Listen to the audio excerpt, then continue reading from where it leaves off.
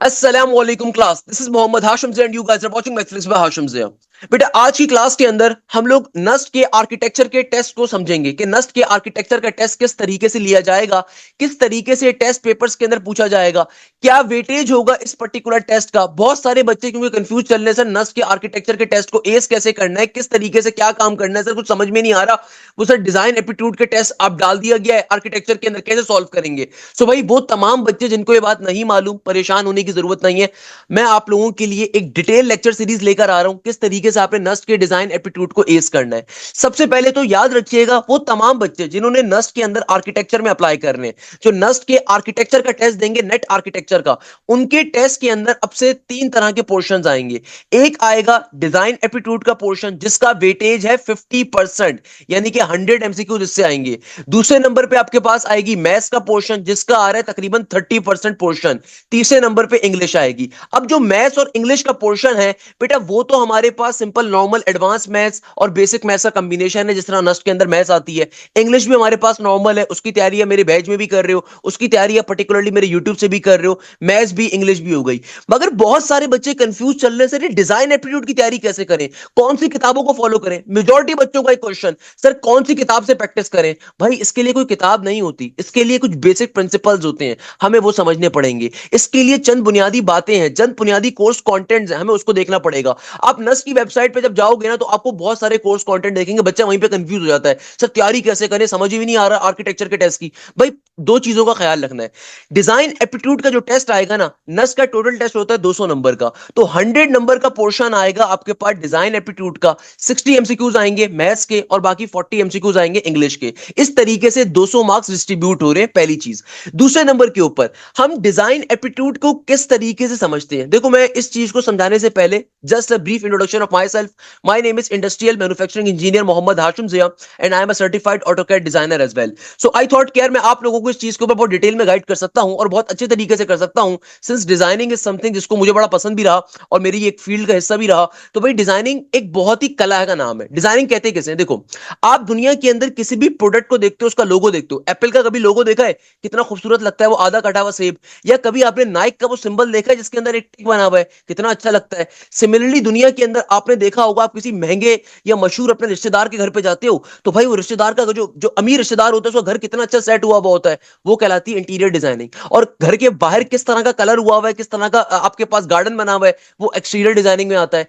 इसी तरीके से एक बड़ी मशहूर फिल्म का डायलॉग था कि भाई, पैंट की जिप से लेके फैन तक हर चीज मशीन है, बट जो मशीन आपके हाथ के अंदर है, क्या आपको पता है, उसको भी किसी ना किसी डिजाइनर ने डिजाइन किया होगा, जिसको इंडस्ट्रियल डिजाइन कहते हैं ऑल दो। मगर कहने का मकसद क्या है, डिजाइनिंग को समझना किसी किताब को फॉलो करना नहीं होता। डिजाइनिंग इज समथिंग जो आपको आहिस्ता आहिस्ता जब आप प्रिंसिपल्स को पढ़ते हो, आप इजीली उसको ग्रैप्स कर सकते हो। It's a very normal thing. So भाई, इस लेक्चर सीरीज के अंदर हम ना सिर्फ नस के पैटर्न को समझेंगे, बल्कि अगर आप नस के अलावा भी किसी यूनिवर्सिटी में अप्लाई कर रहे हो, जहां पे आपके पास डिजाइन एप्टीट्यूड आ रहा है, जहां पे आपके पास टेक्सटाइल डिजाइनिंग आ रही है, जहां पे आपके पास डिजाइन के कॉन्सेप्ट्स आ रहे हैं, जहां पे आपके पास आर्ट्स रिलेटेड कॉन्सेप्ट आ रहे हैं, तो लेक्चर सीरीज आपके लिए बड़ी हेल्पफुल होगी इंशाल्लाह ताला। सो भाई, स्टार्टिंग फ्रॉम द नस्ट, कि नस्ट के अंदर किस तरह से आपके डिजाइन एप्टीट्यूड का टेस्ट आएगा। According to the NUST website, ये नस्ट की वेबसाइट के ऊपर गिवन है कि भाई आपके पास जो डिजाइन एप्टीट्यूड के 100 नंबर होंगे ना, वो इस तरीके से डिवाइड किए जाएंगे। सबसे पहले हमारे पास आएगी डिजाइन फंडामेंटल्स की थ्योरी। यानी कि डिजाइन फंडामेंटल्स की थ्योरी का मतलब क्या है कि भाई देखो, बहुत सारी चीजें ऐसी होती हैं डिजाइनिंग के अंदर या फिर आर्किटेक्चर के अंदर या फिर आर्ट्स के अंदर, जो अक्सर बच्चों को वैसे भी मालूम होती है। फॉर एग्जाम्पल, अगर मैं आपके सामने एक पिक्चर रखूं, उस पिक्चर के अंदर खूबसूरती क्या होगी, आप बोलोगे सर खूबसूरती होगी एक अच्छे कलरिंग कॉम्बिनेशन का होना। एक पिक्चर के अंदर अच्छी खूबसूरती होगी कि ज्यादा ब्राइटनेस ना हो। एक अच्छे पिक्चर के अंदर खूबसूरती ये होगी कंट्रास्ट ज्यादा ना आ जाए। तो ये बेसिक बातें तो बहुत से बच्चों को वैसे भी मालूम होती हैं। तो डिजाइन के जो फंडामेंटल्स होते हैं ना, जो थ्योरी होती है, जो बेसिक प्रिंसिपल्स होते हैं, जो एलिमेंट्स होते हैं, तो ये 30% के लिए आएगी, 30% के लिए। Then come the visual arts and techniques, इसका पोर्शन 30% आएगा। फिर डिजाइन हिस्ट्री एंड कॉन्टेक्स्ट जो है, ये 20% के लिए आ रही होगी। फिर problem solving and visual communication का पोर्शन 10% के लिए आएगा। फिर कंटेम्पररी एंड इमर्जिंग प्रैक्टिसेस 10% के लिए आएंगी। सो ये ओवरऑल डिजाइन एप्टीट्यूड का बेसिक 5 कॉन्सेप्ट्स हैं, जिसके ऊपर आपके नस का टेस्ट डिपेंड कर रहा होगा कि डिजाइन फंडामेंटल की थ्योरी कितने नंबर के लिए आएगी, 30% के लिए। यानी कि 100 में से फॉर एग्जांपल 30 एमसीक्यूज जो आ रहे होंगे, वो फंडामेंटल और थ्योरी के ऊपर आ रहे होंगे। तो ये वाली चीज यहां पे थोड़ी सी रट्टे वाली भी है, मगर बेसिक कॉन्सेप्ट है। मैंने बहुत अच्छे तरीके से आप लोगों के लिए लेक्चर को डिजाइन किया है और इस लेक्चर की पीडीएफ भी आपको मिल जाएगी, क्योंकि बेटा इसको बनाने के अंदर मुझे बड़ी मेहनत लगी, टू बी वेरी ऑनेस्ट, क्योंकि मुझे बहुत ढूंढना पड़ा। And since I am also industrial designing engineer, तो मैंने इसके लिए बड़ी जो है ना मेहनत करी और उसके लिए आपके लिए relative pictures, relative visual text, सारी चीजें निकाली मैंने। तो पॉइंट इज दैट कि देखो हमारे पास डिजाइन की जो फंडामेंटल्स है, थ्योरी है, वो 30% आएगी। विजुअल आर्ट्स और उसकी जो टेक्निक्स है उसका पोर्शन 30 एमसीक्यू उसका 30% का आ रहा होगा। फिर डिजाइन की हिस्ट्री क्या होती है, फॉर एग्जाम्पल अगर मैं आपसे पूछूं कि मोनालिसा की जो पिक्चर थी वो किसने बनाई थी, तो this comes under the category of design history, कि बेसिक आपके पास हिस्टोरिकल डेटा थोड़ा पूछा जाएगा, कुछ बेसिक पेंटर्स के बारे में, कुछ बेसिक कॉन्सेप्ट्स के बारे में, तो वो थोड़ा सा एक चीज यहां पे आ जाती है 20% के लिए। फिर problem solving and visual communication, ये 10% है। Problem solving and visual communication के भाई आपको कोई शेप गिवन है, कोई इसमें इशू क्या आ रहा है, भाई इसके अंदर एलिमेंट्स का मसला है, डिजाइनिंग का मसला है, किस चीज का इशू आ रहा है, तो उसको पिकअप करना इस problem solving and visual communication, इसके 10 एमसीक्यूज होंगे। टॉपिक है, इसका नाम है कंटेम्पररी एंड इमर्जिंग प्रैक्टिसेस। इसके अंदर बेसिकली क्या होता है कि भाई हम किस तरीके से, किन प्रैक्टिसेस को फॉलो करते हुए हम मॉडर्न टेक्नोलॉजी को, कल्चर को और सोसाइटल नीड्स को फॉलो अप कर सकते हैं। इसके बेसिक मतलब ये होता है कि भाई आप इस तरीके की ड्राइंग्स बनाओ, आप इस तरीके की बिल्डिंग्स को क्रिएटिव करो जो कि ह्यूमन फ्रेंडली हो, जो कि इकोसिस्टम्स के ऊपर वर्क कर रही हो। आपने कभी जिंदगी में अगर अखबार पढ़ा हो तो आपको आइडिया होगा कि भाई पॉल्यूशन के हवाले से, स्मोक के हवाले से क्या ऐसे इकदाम हो सकते हैं, किस तरीके से मैं अपनी डिजाइनिंग को, अपनी प्रोडक्ट को ऐसा बनाऊं, मेरी प्रोडक्ट इतनी अच्छी हो कि भाई वो डिजाइनिंग के कॉन्सेप्ट्स को भी वर्क करे। कभी जिंदगी में अगर शार्क टैंक देखा हो तो आपको आइडिया होगा कि एक सवाल जो पूछते हैं कि भाई क्या ये इको फ्रेंडली है क्या नहीं है, तो ये जो कॉन्सेप्ट होता है ना कि भाई मेरी ऐसी कौन सी प्रैक्टिसेस होंगी जिसके ऊपर मेरी जो प्रोडक्ट है वो इको फ्रेंडली हो, वो ह्यूमन फ्रेंडली हो, वो किस तरीके से सोसाइटी के लिए हेल्पफुल हो सके, तो वो इस टॉपिक के अंदर लाए करता है, उसको भी इंशाल्लाह डिस्कस करेंगे। तो ये 5 टॉपिक्स आपको नस की वेबसाइट पे मिलेंगे, जिसमें नस ने कहा है कि भाई हमारे जो 100 एमसीक्यूज होंगे वो इन 5 टॉपिक से आएंगे और क्या वेटेज होगा ये भी गिवन है। सो आज की क्लास के अंदर हम स्टार्ट करेंगे डिजाइन फंडामेंटल से और उसकी थ्योरी से। आगाज करते हैं पहले टॉपिक से, डिजाइन के फंडामेंटल्स एंड थ्योरी से। याद रखिएगा बेटा ये जो डिजाइन के फंडामेंटल्स हैं, थ्योरी हैं, 30% के लिए पेपर के अंदर आएंगे, यानी कि 30 एमसीक्यूज इस टॉपिक से होंगे। इसमें नॉर्मली थ्योरी इन्वॉल्व है, इसमें नॉर्मली डिजाइन्स की बुनियादी बातें इन्वॉल्व है, इसमें नॉर्मली डिजाइनिंग करते कैसे वो इन्वॉल्व है। यकीन रखिएगा आपको रट्टे मारने की जरूरत नहीं है, बहुत सारी चीजें आपने ऑलरेडी जिंदगी में पढ़ी भी होंगी, मैं आपको एक तरीके से समझाऊंगा as a industrial engineer when I will be telling you guys. आप में से बहुत से लोगों को बातें वैसी मालूम होंगी, you don't need to worry about anything, सही है ना। आप में से बहुत से बच्चों को वो चीजें वैसी पता होंगी अगर आप स्केचिंग करते हो, और अगर नहीं भी करते तो आपको बड़े मजे से सारी की सारी बातें समझ में आएंगी। देखो डिजाइन के फंडामेंटल्स और थ्योरी, अब देखो इसके अंदर 7 टॉपिक्स हैं, ये आपके नस्ट की वेबसाइट पे गिवन है, आपको परेशान होने की जरूरत नहीं है, क्योंकि कोई किताब अवेलेबल नहीं है दुनिया के अंदर कि आप डायरेक्टली इसको इस तरीके से कवर अप कर सको फॉर योर एप्टीट्यूड टेस्ट। तो मैंने बहुत तरीके से ये आपके लिए कंटेंट को क्रिएट करा है ताकि आपको सारी बातें समझ में आए। सो अगर आपने अभी तक अपने दोस्तों से शेयर नहीं करा हुआ लेक्चर का लिंक, तो प्लीज मेक इट श्योर को लाजमी तौर पे करें। सब्सक्राइब नहीं करा हुआ तो लाजमी तौर पे करें, और तमाम बेल आइकन के बटन्स को भी दबाएं, तमाम दोस्तों से भी करवाएं, सही है ना। अच्छा, whenever we talk about the design fundamentals in theory, तो बेटा इस पोर्शन से 30 एमसीक्यूज आएंगे, थ्योरेटिकल 30 एमसीक्यूज आपके पास पेपर में आएंगे। ये बेसिक कॉन्सेप्ट है, इसमें रट्टे मारने की जरूरत नहीं है, ये बहुत ही मजे का कॉन्सेप्ट है। इसके अंदर टोटल 7 सब टॉपिक्स हैं, इसमें पहले नंबर पे आता है elements and principles of design. अब अच्छा एक बात मजे की बताऊं, बहुत सारे बच्चों को लगता है कि सर एलिमेंट्स और प्रिंसिपल में डिफरेंस क्या होता है। अब देखो बेटा एलिमेंट्स के अंदर और प्रिंसिपल में डिफरेंस क्या होता है। एलिमेंट कहते हैं कि यार किसी भी टोटल चीज का एक हिस्सा, एलिमेंट कहा जाता है भाई किसी भी बड़ी चीज का एक हिस्से को। प्रिंसिपल कहा जाता है सबसे मेन बात को। फॉर एग्जाम्पल मैं इसकी बड़ी एक मजे की आपको मिसाल देता हूं। इंसान के प्रिंसिपल क्या है, इंसान के जिंदा रहने के प्रिंसिपल क्या है। आप तमाम लोग बोलोगे सर वो हवा, पानी, खाना, ये इंसान के प्रिंसिपल है जिंदा रहने के लिए। एलिमेंट्स क्या है भाई, घर का होना, फॉर एग्जाम्पल अच्छे कपड़ों का होना, पैसे का होना, ये एलिमेंट्स हैं। जब ये एलिमेंट्स नहीं भी होंगे तो आपके अगर प्रिंसिपल सही है तो फिर भी इंसान जिंदा रह सकता है, कैसा भी होगा मगर जिंदा रह लेगा। तो ये बेसिक डिफरेंस होता है, याद रखिएगा। प्रिंसिपल और एलिमेंट्स बहुत इंपॉर्टेंट चीज है डिजाइनिंग के अंदर। Then comes the gestalt principle. Gestalt एक बड़े मशहूर हमारे बहुत बड़े आर्टिस्ट गुजरे जिन्होंने कुछ प्रिंसिपल्स दिए दुनिया में डिजाइनिंग करने के, और आज तक जितने भी आर्ट स्कूल हैं, आर्किटेक्चर स्कूल हैं, गेसल्ट के प्रिंसिपल लाजमी पढ़ाते हैं। फिर fundamental knowledge of ratio and proportionality systems, fluency of use in design vocabulary, perception of color and basic understanding of color theory, design as perceived in the natural world, analysis of visual composition against the principle of design। ये total 7 topics हमें cover करने हैं। आज की class में हम सबसे पहले वाले टॉपिक को बहुत मजे से समझेंगे। पहले टॉपिक का नाम क्या है, elements and principles of design. Finally देखो हम लोग अपनी आज की क्लास के पहले टॉपिक के ऊपर मूव कर रहे हैं, और आज की क्लास में हम लोगों ने समझना है elements and principles of design को। अब देखो बेटा, एलिमेंट्स ऑफ द डिजाइन क्या होते हैं? भाई जैसे मैंने आपसे कहा, एलिमेंट्स का मतलब क्या है? The elements of the design are the foundation tools of the designer. ये बेसिक थ्योरी आपके पास पेपर में आ सकती है। कौन कौन से एलिमेंट्स होते हैं वो आ सकते हैं। देखो, एलिमेंट्स का मतलब क्या होता है किसी भी डिजाइनिंग कॉन्सेप्ट के अंदर? कि भाई वो टूल्स जिनसे कोई भी जो फाउंडेशन है, यानी कि जिनसे हम अपने आर्ट को स्टार्ट करते हैं। फॉर एग्जाम्पल, लाइन का होना, शेप का होना, कैसी शेप बनाऊंगा, कलर क्या होगा, टेक्सचर कैसा होगा, प्लेन सरफेस होगी, 2D शेप होगी, 3D शेप होगी। भाई बहुत सारी चीजें हो सकती है ना, कि लेट सपोज मैं सिंपल स्क्वायर को ड्रॉ करना चाह रहा हूं, या फिर अगर मैं इसको एक 3D शेप बनाना चाह रहा हूं तो इस तरीके की शेप आ जाएगी। तो भाई मेरे पास कोई ना कोई आइडिया होता है, कोई ना कोई फाउंडेशन होती है जिसके ऊपर मैं अपनी डिजाइन को तामीर करता हूं। तो भाई याद रखिएगा, डिजाइनिंग का सबसे पहला कॉन्सेप्ट ही क्या होता है? एलिमेंट्स। एलिमेंट्स के अंदर लाइन भी आती है, शेप भी आती है। किस तरह की शेप होगी, 2D होगी, 3D होगी, 2D का नाम अलग होता है, 3D का नाम अलग होता है। किस तरह का कॉन्सेप्ट होगा, टेक्सचर क्या होगा उसका, क्या उसकी फाउंडेशन होगी, उसकी वैल्यू क्या होगी, ये तमाम की तमाम चीजें आती हैं एलिमेंट्स के अंदर। रिमेंबर दिस थिंग, एलिमेंट्स कितने होते हैं और कौन कौन से होते हैं, सबसे पहले उसको डिस्कस करते हैं। सबसे पहले नंबर के ऊपर जो एलिमेंट आता है ना, वो आता है लाइन। सही है ना? अब मेरी कोशिश होगी आपको हर एलिमेंट को एक्सप्लेन भी करूं, उसका फंक्शन भी बताऊं, उसकी टाइप्स भी बताऊं, और आपको उसकी इलस्ट्रेशन यानी कि डायग्राम भी शो करूं। देखो, सबसे पहले नंबर के ऊपर हमारे पास जो एलिमेंट आता है दुनिया में, वो आता है लाइन। लाइन का मतलब क्या होता है? A line is a continuous mark made on the surface by moving point. It's a very normal thing कि भाई मेरे पास लेट सपोज कोई पॉइंट है, उस पॉइंट से लेके कोई भी मूविंग पॉइंट हो सकता है ना। ये देखो, मैं आपके सामने बड़े मजे से एक डायग्राम को ड्रॉ कर रहा हूं। ये देखो, ये क्या है? लाइन है। A line is a continuous mark made on a surface by moving point. Moving point को आप करने के ऊपर आप लाइन को लेते हो। सही है ना? लाइंस की टाइप कौन सी होती है? लाइंस की दुनिया में कई तरह की टाइप्स होती हैं। Lines can very in width, direction and length. यानी कि भाई बहुत सारी लाइंस की टाइप हो सकती हैं depending on their width. Width का मतलब कितनी मोटी लाइन होगी। फॉर एग्जांपल देखो, एक लाइन मेरे पास ये भी आ रही है। सही है? इसी तरीके से मैं कहता हूं कि भाई एक लाइन मेरे पास ये भी आ रही है। दोनों लाइनें, मगर डिफरेंस क्या है? एक की विड्थ कम है, एक की विड्थ ज्यादा है। डायरेक्शंस क्या है लाइन की, उसकी लेंथ क्या है। Types can also include the straight line, curved line, dotted line, zigzag line. देखो, मैंने कोशिश करी है आपको बड़ी मजे की इलस्ट्रेशंस भी दिखाऊं। ये आपको बड़ी मजे की एक डायग्राम दिख रही है? मैंने बड़ी मेहनत से बेटा लेक्चर सारी सीरीज आपके लिए डिजाइन करी है। दुनिया में लाइंस की कई टाइप्स होती हैं। फॉर एग्जांपल, स्ट्रेट लाइन का होना, ये हॉरिजॉन्टल लाइन है। देखो, ये वाली लाइन भी स्ट्रेट है, मगर it is a vertical line. फिर परपेंडिकुलर लाइन भी होती है, पैरेलल लाइन भी होती है, जिगजैग लाइन भी होती है, zigzag zigzag zigzag zigzag.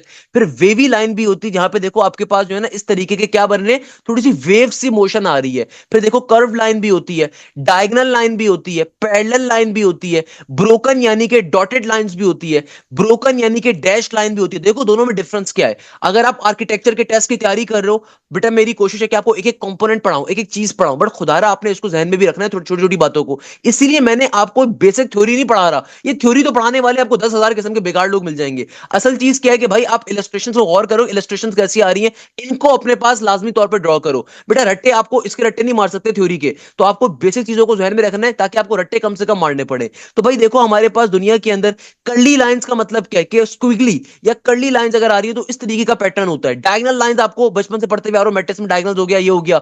Zigzag lines हो गई, वेवी लाइंस हो गई, पैरेलल हो गई, ब्रोकन लाइंस। देखो, डॉटेड और डैश में डिफरेंस क्या है? डॉटेड के अंदर जो कंपोनेंट्स होते हैं बहुत करीब करीब होते हैं, डैश में थोड़े दूर दूर होते हैं। सही है ना? बेसिक लाइंस की टाइप्स होती हैं। सिमिलरली मैंने यहां में इन सबको एक्सप्लेन भी करा हुआ है कि भाई देखो, हॉरिजॉन्टल लाइन किसको रिप्रेजेंट करती है। अब देखो, इसके फंक्शंस क्या है, इनके इमोशंस क्या है। पेपर में आर्किटेक्चर के अंदर आपके पास एक क्वेश्चन बहुत पूछा जाएगा कि भाई उस पर्टिकुलर एलिमेंट का फंक्शन क्या होता है। फॉर एग्जांपल, याद रखिएगा, एलिमेंट्स ऑफ डिजाइन में जो पहला एलिमेंट है वो लाइन है, मगर लाइन का फंक्शन क्या होता है? भाई लाइन जो है ना एक शेप को डिफाइन बनाने के लिए आती है। जैसे लेट्स सपोज मैंने आपके सामने स्क्वायर बनाया, एक क्यूब बनाया। अब देखो, ये जो लाइन थी ना, इस लाइन का पर्पस क्या है? शेप को फॉर्म करने के अंदर आया है, यानी कि भैया इस शेप को बनाने के अंदर आया है। सही है ना? और फिर इसका बेसिक पर्पस क्या होता है कि भाई आपको कोई डायग्राम मिलती है, कोई शेप मिलती है, तो यहां पे वही बात लिखी हुई है, and guides the viewer eyes across the design. They are used to add movement, structure and depth to the composition. Basic चीज है भाई, लाइन ही से आप डेप्थ भी बना रहे हो, आप स्ट्रक्चर को भी ड्रॉ कर रहे हो, हर चीज को फॉर्म कर रहे हो। लाइन ही के जरिए सब कुछ होगा ना, तो ये इसका फंक्शन होता है। अब दुनिया में कितनी टाइप की लाइंस होती हैं और उसके इमोशंस क्या होते हैं? इमोशंस का मतलब क्या है, उनका प्रैक्टिकल यूजेज क्या है, वो शो क्या करता है। अब देखो, whenever we talk about the arts, तो आर्ट्स के अंदर जो है ना, हर चीज जिसको आप देखते हो ना, उसके पीछे एक बैकग्राउंड के अंदर स्टोरी होती है। लेट सपोज आपने कभी नाइकी का जूता देखा है? वो एक सिंपल सा टिक है, लोगों को लगता है नॉर्मल टिक है, भाई बैक साइड पे वो अपने अंदर एक इमोशन रख के बैठा हुआ है। एप्पल के अंदर जो वो कटा हुआ सेब है वो एक अलग इमोशन लेके बैठा हुआ है। तो आर्ट्स के स्टूडेंट के लिए कुछ इमोशंस बड़े इंपॉर्टेंट होते हैं। तो भाई कौन सी चीज का इमोशन क्या है वो आपको ध्यान में बिठाना पड़ेगा कि जो हॉरिजॉन्टल लाइन होती है ना, ये रिप्रेजेंट किसको करती है? ये रिप्रेजेंट करती है ठहरे हुएपन को, ये रिप्रेजेंट करती है स्टेबिलिटी को, ये रिप्रेजेंट करती है रेस्ट को। तो हॉरिजॉन्टल लाइन का इमोशन ये होता है। वर्टिकल लाइन किसको रिप्रेजेंट करती है? आपने कभी देखा है कि भाई आपकी गाड़ी का मीटर अगर 90 से प्लस चला जाए तो भाई स्ट्रेट लाइन उसको शो कर रही है ना? या फिर माउंट एवरेस्ट क्या है? एक बहुत खड़ी हुई चीज है, तो वो ग्रोथ को रिप्रेजेंट कर रही है। यानी कि लेट सपोज अगर कल को आप यूनिलीवर की बॉस बन जाते हो तो आपकी पोजीशन क्या होगी? टॉप की होगी। वो कहते हैं ना टॉप की पोजीशन पे आ जाना, टॉप की पोजीशन बच्चे ने ले ली। तो इसका मतलब क्या है? वर्टिकल लाइन जो होती है स्ट्रेंथ को रिप्रेजेंट करती है, ग्रोथ को रिप्रेजेंट करती है, एंबिशन को करती है, डिग्निटी को करती है। जो डायगोनल लाइन होती है ये मूवमेंट को, एक्शन को, एक्साइटमेंट को, टेंशन को, एनर्जी को रिप्रेजेंट करती है। ये इसका दुनिया के अंदर क्या होता है? इमोशन होता है। भाई इमोशंस बड़े जरूरी हैं। जैसे मैंने आपसे कहा था ना कि छोटी छोटी जो मार्केटिंग की कंपनीज होती हैं, भाई ये छोटे छोटे कलर्स का भी ख्याल रखते हैं। ग्राफिक डिजाइनर का काम क्या होता है? ग्राफिक डिजाइनर को ये मालूम होना चाहिए कौन से कलर के जरिए ज्यादा अटेंशन मिलेगी, कौन से कलर आंखों को ज्यादा भाएंगे। तो ये छोटी छोटी चीजें होती हैं जो भाई आर्ट्स के अंदर बड़ी इंपॉर्टेंट होती हैं, और ये इंडस्ट्रियल डिजाइन के अंदर बड़ा पढ़ाया जाता था कि भाई किस तरीके से आपने क्या करना है। सिमिलरली कर्व लाइन जो होती है, जो कर्व लाइंस होती हैं रिप्रेजेंट करती हैं फ्लो को, सॉफ्टनेस को, कंफर्ट को, रिलैक्सेशन को। मैंने यहां पे देखो आप सामने डायग्राम भी सारी बनाई हुई है, ये सारी कर्व लाइंस की टाइप्स आ रही है, सही है ना? सिक लाइंस होती हैं बेटा, ये एक्साइटमेंट को, नर्वसनेस को, एनर्जी को, अनप्रेडिक्टेबिलिटी को, एग्रेशन को शो करते हैं कि भाई कर्व कैसा है, जिगजैग जिगजैग जिगजैग। जो थिक लाइंस होती हैं ये पावर को, बोल्डनेस को, कॉन्फिडेंस को, इसको रिप्रेजेंट करती हैं। जो थिन लाइन होती हैं ये एलिगेंस को, फ्रेगलिटी को, सेंसिटिविटी को रिप्रेजेंट करती हैं। ब्रोकन लाइंस भाई जो डैश लाइंस होती हैं ना, अनसर्टेनिटी को, डिसकनेक्शन को, इंटरप्शन को, इंस्टेबिलिटी को रिप्रेजेंट करती हैं। सो भाई जो पहला एलिमेंट हमने डिस्कस किया वो क्या है? वो लाइन है। और लाइंस की कितनी सारी टाइप्स होती हैं, उनके इमोशंस क्या होते हैं? इमोशंस पेपर के अंदर एमसीक्यूज के अंदर लाजमी तौर पे आएंगे, जहन में रखिएगा। तो इमोशंस एमसीक्यूज में बिल्कुल आएंगे, तो ये आपको जहन में बिठाने हैं। आप दो दो चीजें भी जहन में बिठा लो, बाकी सारे सिनोनिम्स ही आ रहे हैं ना यार। हॉरिजॉन्टल लाइन काम को रिप्रेजेंट करती है, रेस्ट को रिप्रेजेंट करती है, बाकी सारे के सारे उसके सिनोनिम ही आ रहे हैं। वर्टिकल लाइन स्ट्रेंथ को रिप्रेजेंट करती है, बाकी सारे के सारे उसके सिनोनिम्स ही आ रहे हैं। और इसको अपनी रियल लाइफ से कंपेयर करो, it's a very normal thing. आप खुद देखो कि भाई ये जो जिगजैग लाइन है, जिगजैग लाइन किसको रिप्रेजेंट करवा रही है? जिगजैग लाइन दुनिया में रिप्रेजेंट करवाती है एक्साइटमेंट को। खुद सोचो, बिल्कुल नॉर्मल सी बात है भाई कि भाई फॉर एग्जांपल चौहास को, एक्साइटमेंट को, नर्वस एनर्जी को, अनप्रेडिक्टेबिलिटी को। मैं इसकी एग्जांपल दूं आपको, कभी आपने देखा है फिल्मों के अंदर, मूवीज के अंदर जो बंदा वेंटिलेटर के ऊपर होता है तो इस तरीके की उसकी लाइनें चल रही होती हैं, है फिर कभी कभी ऐसे ऐसे भी हो जाती हैं। तो ये जो है ना आपके पास क्या नर्वसनेस है ना, कि भाई किसी को नहीं पता, अनप्रेडिक्टेबिलिटी है कि जो आपके पास जो वेंटिलेटर में बंदा बैठा है वो क्या होगा, अनप्रेडिक्टेबिलिटी है। कर्व लाइन जो होती है फ्लो को रिप्रेजेंट करवाती है। फॉर एग्जांपल आप लोगों ने लाजमी तौर पे ऐसे ऐसे ऐसे करके कभी ना कभी कोई मूवीज में देखा होगा, इस तरह की अगर रोड आ रही है, थ्री इडियट के अंदर भी वो होती थी, वो एक फ्लो को रिप्रेजेंट कर रही है, एक कंफर्ट को रिप्रेजेंट कर रही है। कितना अच्छा लगता है कि अगर आप माउंटेन एरिया के ऊपर, मरी की पहाड़ियों के ऊपर आप अपनी बाइक को, गाड़ी को इस तरह की रोडों के ऊपर ड्राइव अप कर रहे हो आहिस्ता आहिस्ता। थिक लाइन और थिन लाइन में डिफरेंस क्या है? जो थिक लाइन होती है पावर को, बोल्डनेस को रिप्रेजेंट कर रही है, कॉन्फिडेंस नहीं। जो कम लाइन है वो एलिगेंस और फ्रेगलिटी को कर रही है। जो ब्रोकन लाइंस होती हैं, ये वाली लाइंस, ये अनसर्टेनिटी के लिए होती है, डिसकनेक्शन है ना, नॉर्मल सी बात है कि भाई हमारे पास स्ट्रेट लाइन में डिफरेंस ही क्या है कि भाई ये आपको शो करी डॉटेड लाइंस, इमेजिनरी लाइंस होती है नॉर्मली, अनसर्टेनिटी को, इंटरप्शन को, डिसकनेक्शन को रिप्रेजेंट कर रही है। तो जो भी चीज पढ़ो उसको रियल लाइफ से कंपेयर करो, सोचो इसका आर्ट्स के अंदर इसका क्या वेटेज होगा, आर्ट्स को कैसे देखता है। भाई आपको कहीं पे भी इसके और एमसीक्यूज नहीं मिलेंगे, कोई किताब से तैयारी नहीं कर सकते नस की आप इस तरीके से। तो मैंने बड़ी मेहनत से बेटा इस पूरी की पूरी आप लोगों के लिए पीडीएफ फाइल्स और चीजों को तैयार करें ताकि आपको समझा सकूं। तो ये पहला एलिमेंट होता है, याद रखिएगा डिजाइनिंग का जो पहला एलिमेंट है वो लाइन होती है। Then comes the second element. Second element बड़े मजे की चीज है, इसको कहा जाता है शेप। अब शेप का मतलब क्या है? शेप के मायने होते हैं टू डायमेंशनल शेप। अब बहुत से बच्चे जो है ना क्यूब को भी शेप कंसीडर कर लेते हैं। भाई शेप किसे कहा जाता है? शेप कहा जाता है टू डायमेंशनल फिगर को, सही है ना? इसका फ्लैट एरिया, फ्लैट एरिया यानी कि लेट सपोज मैंने ट्रायंगल बना दिया, मैंने स्क्वायर बना दिया, मैंने आपके सामने रेक्टेंगल बना दिया, मैंने कोई ट्रायंगल ले लिया, मैंने पैरेललोग्राम ले लिया, मैंने सर्कल ले लिया। एक टू डायमेंशनल शेप जिसका फ्लैट एरिया हो, फ्लैट एरिया हो ना, उसको हम शेप कहते हैं। मैंने यहाँ पे देखो बड़ी मजे मजे की पिक्चर्स आपके लिए रखी है, इलस्ट्रेशन रखी है ताकि आपको बात समझ में आए। फॉर एग्जाम्पल सर्कल हो गया, गया, ट्राइंगल हो गया, क्रीसेंट, क्रीसेंट यानी कि आपका मून हो गया, स्क्वायर हो गया, प्यारा सा दिल हो गया जो आप गलत लोगों को दे रहे होते हो, सेमी सर्कल हो गया, ओवल हो गया, डायमंड हो गया, ट्राइंगल हो गया। तो these all are the shapes. Shape का मतलब क्या है? टू डायमेंशनल शेप का होना। अच्छा, टाइप्स क्या होती है शेप्स की? बहुत सारी टाइप्स होती है, जैसे हमने इतनी सारी टाइप्स अभी पढ़ी ना, सारी की सारी शेप्स की टाइप्स हैं। अच्छा, शेप्स के अंदर एक बड़े मजे की कॉन्सेप्ट आता है, उसको भी आगे चल के देखेंगे, ऑर्गेनिक शेप्स का होना और इनऑर्गेनिक शेप्स का होना। अच्छा, शेप्स का फंक्शन क्या होता है? शेप्स क्रिएट करती है एक सेंस ऑफ स्पेस को, एक स्ट्रक्चर को डिजाइन के अंदर। नॉर्मल सी बात है। देखो, आप लोगों ने पूरे पूरे इस पीडीएफ के रट्टे नहीं मारने, इंपॉर्टेंट पॉइंट्स को मार्कअप करो। इंपॉर्टेंट पॉइंट क्या है कि भाई शेप का फंक्शन क्या है ये मालूम हो, कि भाई ये सेंस ऑफ स्पेस क्या रिप्रेजेंट कर रही है। जो शेप होती है ये एक स्पेस को फिलअप करती है ना, कि भाई तुम्हारी अगर लेट सपोज आपके पास एक पिक्चर है, आपके पास कैनवस है, उस कैनवस के अंदर आपने एक शेप को ड्रॉ कर दी। अब देखो, ये आपकी शेप को जब आप ड्रॉ करोगे तो आपकी जो स्पेस है वो फिलअप हो रही है ना, तो आपकी सेंस ऑफ स्पेस है आपके पास आ रही है। फिर स्ट्रक्चर आ रहा है आपकी डिजाइनिंग के अंदर, एक स्ट्रक्चर आ रहा है मेरी डिजाइनिंग के अंदर, तो ये इसका बेसिक पर्पस है। अब देखो, शेप की टाइप्स क्या होती है, ये बड़ी इंपॉर्टेंट चीज है। दुनिया में शेप्स की तीन तरह की टाइप्स आ रही हैं। पहले नंबर के ऊपर ज्योमेट्रिक शेप्स। ज्योमेट्रिक शेप्स जैसे कि ट्राइंगल हो गया, स्क्वायर हो गया, रेक्टेंगल्स हो गया, सर्कल्स हो गया। तो अब देखो, स्क्वायर का पर्पस क्या होता है? स्क्वायर और रेक्टेंगल जो होता है ना, ये स्टेबिलिटी को लेकर आता है, ये स्ट्रक्चर को लेकर आता है, ये बैलेंस को लेकर आता है। फॉर एग्जाम्पल, आपके पास चाहे रेक्टेंगल हो चाहे आपके पास स्क्वायर हो, आप खुद देखो, कभी आपने गौर किया स्क्वायर में चारों साइड्स बराबर हैं, ये किसको रिप्रेजेंट कर रहा है? ये इक्वालिटी को रिप्रेजेंट कर रहा है दुनिया में। रेक्टेंगल जो होता है उसकी दो साइड आमने सामने वाली साइड आपस में बराबर होती हैं, ये एक स्ट्रक्चर को बैलेंस लेकर आ रहा है ना। बैलेंस का मतलब ये क्या है कि भाई एक आपके पास सेंस ऑफ इक्वालिटी आ रहा है, एक रिलायबिलिटी आ रही है, एक आपके पास ऑर्डर आ रहा है, एक स्टेबिलिटी आपको मिल रही है ना, एक नॉर्मल सी चीज है। आप देखो, मैंने अगेन आपसे एक बात कही, आपने डिजाइन एप्टीट्यूड के लेक्चर्स को इस तरीके से नहीं पढ़ना कि you are a normal engineering student या कॉमर्स स्टूडेंट। आपने इसको कंसीडर करना है कि यार आप जो है ना आर्ट्स को समझना चाह रहे हो, कला को समझना चाह रहे हो, उसकी गहराइयों में जाके उस स्क्वायर को देखो तो आपको नया मतलब पता चलेगा। मैं अक्सर बच्चों से कहता हूं कि भाई याद रखिए कि डिजाइनिंग इज नॉट समथिंग जो कि इंजीनियरिंग का बच्चा ही कर सकता है या कॉमर्स का बच्चा नहीं कर सकता या मेडिकल का बच्चा, ऐसा कुछ भी नहीं होता। डिजाइनिंग इज समथिंग जो कि हर बंदा कर सकता है अगर उसके पास इमोशंस एग्जिस्ट करते होंगे। ट्राइंगल्स क्या रिप्रेजेंट करता है? देखो, अगर ट्राइंगल कहीं पे बना हुआ होता है, ट्राइंगल रिप्रेजेंट करता है दुनिया के अंदर, ये बहुत बेसिक मैं बात बता रहा हूं, ये रिप्रेजेंट करता है अगर मैं कॉर्पोरेट सेक्टर की बात करूं तो यहां पे रिप्रेजेंट करता है कि भाई किस तरीके से एक बंदा नीचे से ऊपर जाएगा, कि भाई आपके प्रिंसिपल्स को, एग्रेशंस को, बेस लाइन है, देखो ये टॉप लाइन आ रही है, नीचे वाली दो बेस लाइनें आ रही हैं, तो डायरेक्शन को रिप्रेजेंट करता है। टेंशन को, आपके पास एक्शन को रिप्रेजेंट कर रहा है कि भाई कोई बंदा नीचे था, नीचे से ऊपर पहुंचा, एग्रेशन को रिप्रेजेंट कर रहा है ट्राइंगल। सर्कल्स इसको रिप्रेजेंट करते हैं। कभी आपने देखा है सर्कल जो है ना आपको दुनिया के अंदर यूनिटी को रिप्रेजेंट करने के लिए इस्तेमाल होता है। बहुत से जो आपके पास एनजीओज होते हैं उस सर्कल्स के अंदर उनके लोगोज आ रहे होते हैं, ये आपके पास होलनेस को रिप्रेजेंट करता है, एक सेंस ऑफ सिक्योरिटी आपको मिलता है। सर्कल कंप्लीट फिगर है, गोल है, हर तरफ से बराबर है, तो यूनिटी को रिप्रेजेंट कर रहा है, होलनेस को, कि भाई एक कंप्लीट चीज आ गई, वन आ गया पूरा का पूरा, हार्मोनी को रिप्रेजेंट कर रहा है, सिक्योरिटी को। तो ये बेसिक फंक्शंस हैं। तो इनको आप कोई भी एक चीज अपने जहन में बिठा लो कि भाई स्क्वायर किसको रिप्रेजेंट कर रहा है? स्टेबिलिटी को। ट्राइंगल किसको कर रहा है? टेंशन को। और इसके ऊपर आप चाहो तो साथ साथ बेसिक लोगोज भी सर्च कर सकते हो नेट के ऊपर, कि भाई मेरे स्क्वायर के ऊपर कोई लोगो बताओ, कि आर्ट्स के अंदर ना, तो वो भी एक आ सकता है। अच्छा, दुनिया के अंदर देखो हमारे पास देन शेप्स के अंदर जो दूसरी तरह की शेप्स आती हैं ऑर्गेनिक शेप्स। ऑर्गेनिक शेप्स का मतलब क्या है? ऐसी शेप जिसमें नेचुरलनेस हो, जिसके अंदर स्पॉन्टेनिटी हो, जिसमें रिलैक्सेशन हो, जिसमें फ्रीडम हो, जिसके अंदर अनप्रेडिक्टेबिलिटी हमारे पास एग्जिस्ट करे। फॉर एग्जांपल, मैं आपको दिखाता हूं। भाई हमारे पास, मैंने इसको यहां पे इलस्ट्रेशन पे शो करा हुआ है, ज्योमेट्रिक शेप सबको समझ में आ गया, स्क्वायर का होना, सर्कल का होना, ट्राइंगल का होना।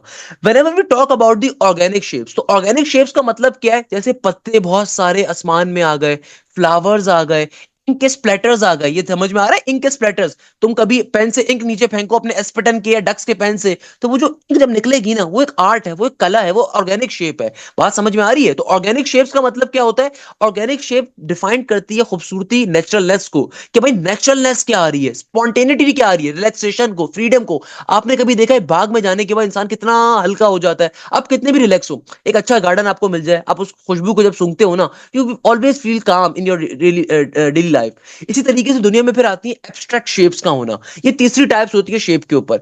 ये रिप्रेजेंट करती है इमेजिनेशन को, क्रिएटिविटी को। आप कितने क्रिएटिव हो सकते हो, आप किस तरह की क्यूरियोसिटी लेकर आ सकते हो, आप किस तरह की मिस्ट्री लेकर आ सकते हो, उनके लिए हम नॉर्मली एब्स्ट्रैक्ट शेप्स का इस्तेमाल करते हैं, सिमेट्रिकल शेप्स का। बेटा हमारे पास तीसरी टाइप्स आती है ना, इसका नाम होता है, शेप्स के अंदर जो तीसरी टाइप होती है रिप्रेजेंट करती है क्रिएटिविटी को, इमेजिनेशन को, मॉडर्निटी को, मिस्ट्री को, क्यूरियोसिटी को। अब आप बोलोगे सर एब्स्ट्रैक्ट शेप्स की टाइप बताएं, वैसे मैंने नीचे यहां पे एग्जांपल में दिखाई भी थी।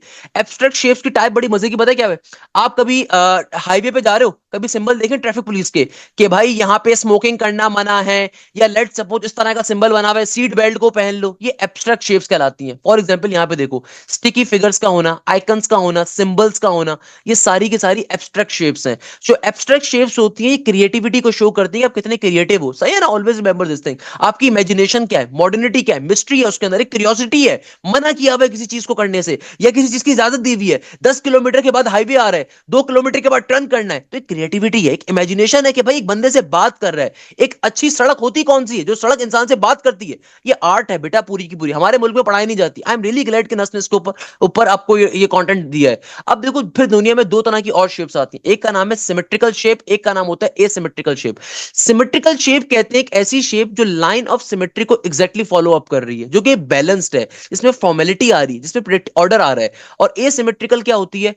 जिसके अंदर बैलेंस ना हो, जो खेलने कूदने के लिए हो, जो कि आपको जब आप उसको देखो ना आपको मजा आए। मैं इसकी बड़ी मजे की एग्जांपल आपको दिखाऊं, मैंने बड़ी मुश्किल से एक डायग्राम निकाली थी आपके लिए, आपको हंसी आएगी। देखो सिमेट्रिकल शेप क्या है, ये वाली। For example it can be any sort of a man, it can be any sort of a female, और it can be any sort of a tree. It depends on your imagination कि आप किस तरीके से उसको imagine कर रहे हो। खुद थोड़ा सा देखो, मेरी क्लासेस में बहुत तफरी क्लासेस हैं, to be very honest I am not teaching you mathematics, मैं कोई आपको बोर्ड सब्जेक्ट नहीं पढ़ा रहा। I am trying my best कि आप उसको एजुकेट करो, समझो कि यार कितनी मजे की आर्ट होती है दुनिया के अंदर। सही है ना? मैं आपसे कह रहा हूं कि यार आपकी इमेजिनेशन क्या जा रही है, आप खुद सोचो। देखने वाले को लगेगा कोई इंसान भी है, देखने वाले को लगेगा कोई फीमेल खड़ी हुई है, किसी को लगेगा दरख्त खड़ा हुआ है। अब देखो अगर तो सिमेट्रिक शेप होती ना, तो सिमेट्रिक शेप देखो, सिमेट्रिकल लाइन किसे कहते हैं पहले तो इस बात को समझिएगा। सिमेट्रिकल लाइन दुनिया में ज्योमेट्री में कहलाती है एक ऐसी लाइन जो कि एग्जैक्टली सेंटर के ऊपर आपको मिल रही है। एग्जैक्टली सेंटर के ऊपर जो लाइन फॉर्म होती है ना, उसको सिमेट्रिकल लाइन कहते हैं। It's always remember this thing, जो आपकी शेप के बिल्कुल सेंटर के ऊपर होती है सिमेट्रिकल लाइन कहते हैं। सही है? अब सिमेट्रिकल शेप जो होती है, जैसे ये वाली शेप है, ये क्या रिप्रेजेंट कर रहा है? एक ऑर्डर को। यार कितने ऑर्डर के अंदर दरख्त खड़ा हुआ है, कितने ऑर्डर के अंदर ये फीमेल खड़ी हुई है, मेल खड़ा हुआ है, एक फॉर्मेलिटी को, एक हार्मोनी को, एक प्रेडिक्टेबिलिटी को। और सिमेट्रिकल शेप, आप जरा इस शेप को देखो, यू विल बी स्माइलिंग यार। इस शेप में क्या हो रहा है यहाँ पे? देखो भाई, इस शेप के अंदर एक तरफ आधी फिगर है, एक तरफ आधी फिगर है, यानी कि भैया यूनिकनेस आ गई, एक प्लेफुलनेस का अंदाज होता है। एसिमेट्रिक जो शेप्स होती हैं, जो लोगोज होते हैं, उनमें एक मजे का अंदाज होता है, एक मजाइया चीज होती है। आप अगर उस लोगो को समझो, उस पिक्चर को समझो, उसमें मूवमेंट है, उसमें एक इंटरेस्ट है, उसमें मॉडर्निटी है। कि फॉर एग्जाम्पल इस शेप से जब मैं इस शेप पे देखता हूं तो मुझे मजा आ रहा है कि यार देखो सिमेट्रिक शेप में एक बैलेंस था। लेट्स सपोज हिटलर साहब ने क्या करा, एक लॉ एंड ऑर्डर को मेंटेन करा हुआ है। और जो दूसरी शेप है उसके अंदर अगर आप गौर से देखो तो इट्स अ वेरी प्लेफुलनेस, कि यार मतलब वहां पे उस बंदे को एंजॉय करने मिल रहा है, थोड़ा सा वो घूम फिर रहा है, थोड़ा सा प्ले कर रहा है, थोड़ी सी मूवमेंट को शो अप कर रहा है। So that's how I have showed. I hope कि आपको ये चीज बड़ी मजे की लग रही होगी। अच्छा, मैंने फिर यहाँ पे और कुछ डायग्राम लेके शो करा था कि भाई आपके पास लाइन ऑफ सिमेट्री कहां से आपको कैसे मिल रही होती है। भाई देखो, सिमेट्रिकल लाइन का मतलब होता है एग्जैक्टली सेंटर के ऊपर आपको लाइन मिलती है, उसको लाइन ऑफ सिमेट्री कहते हैं। तो ये हमारे पास होता है दूसरा एलिमेंट। आई होप कि आपको किसी ने आज तक इस तरीके की डिजाइनिंग नहीं पढ़ाई होगी, सिंस लोगों को लगता है कि भाई मैं मैथमेटिक्स का टीचर हूं, but I am not a typical mathematics teacher, I am engineer भाई। So I really love to do the drawings. So मैं इसलिए अपने बच्चों को लाजमी तौर पे पढ़ा रहा हूँ कि आप लोगों को, ताकि समझ में भी आए और मजा भी आए। सही है ना? अब देखो बहुत अच्छे तरीके से समझ में आ रहा हूँ। People usually think that Sir Hashim is a very aggressive teacher and Sir Hashim is a mathematical teacher. No, I am not a mathematical teacher.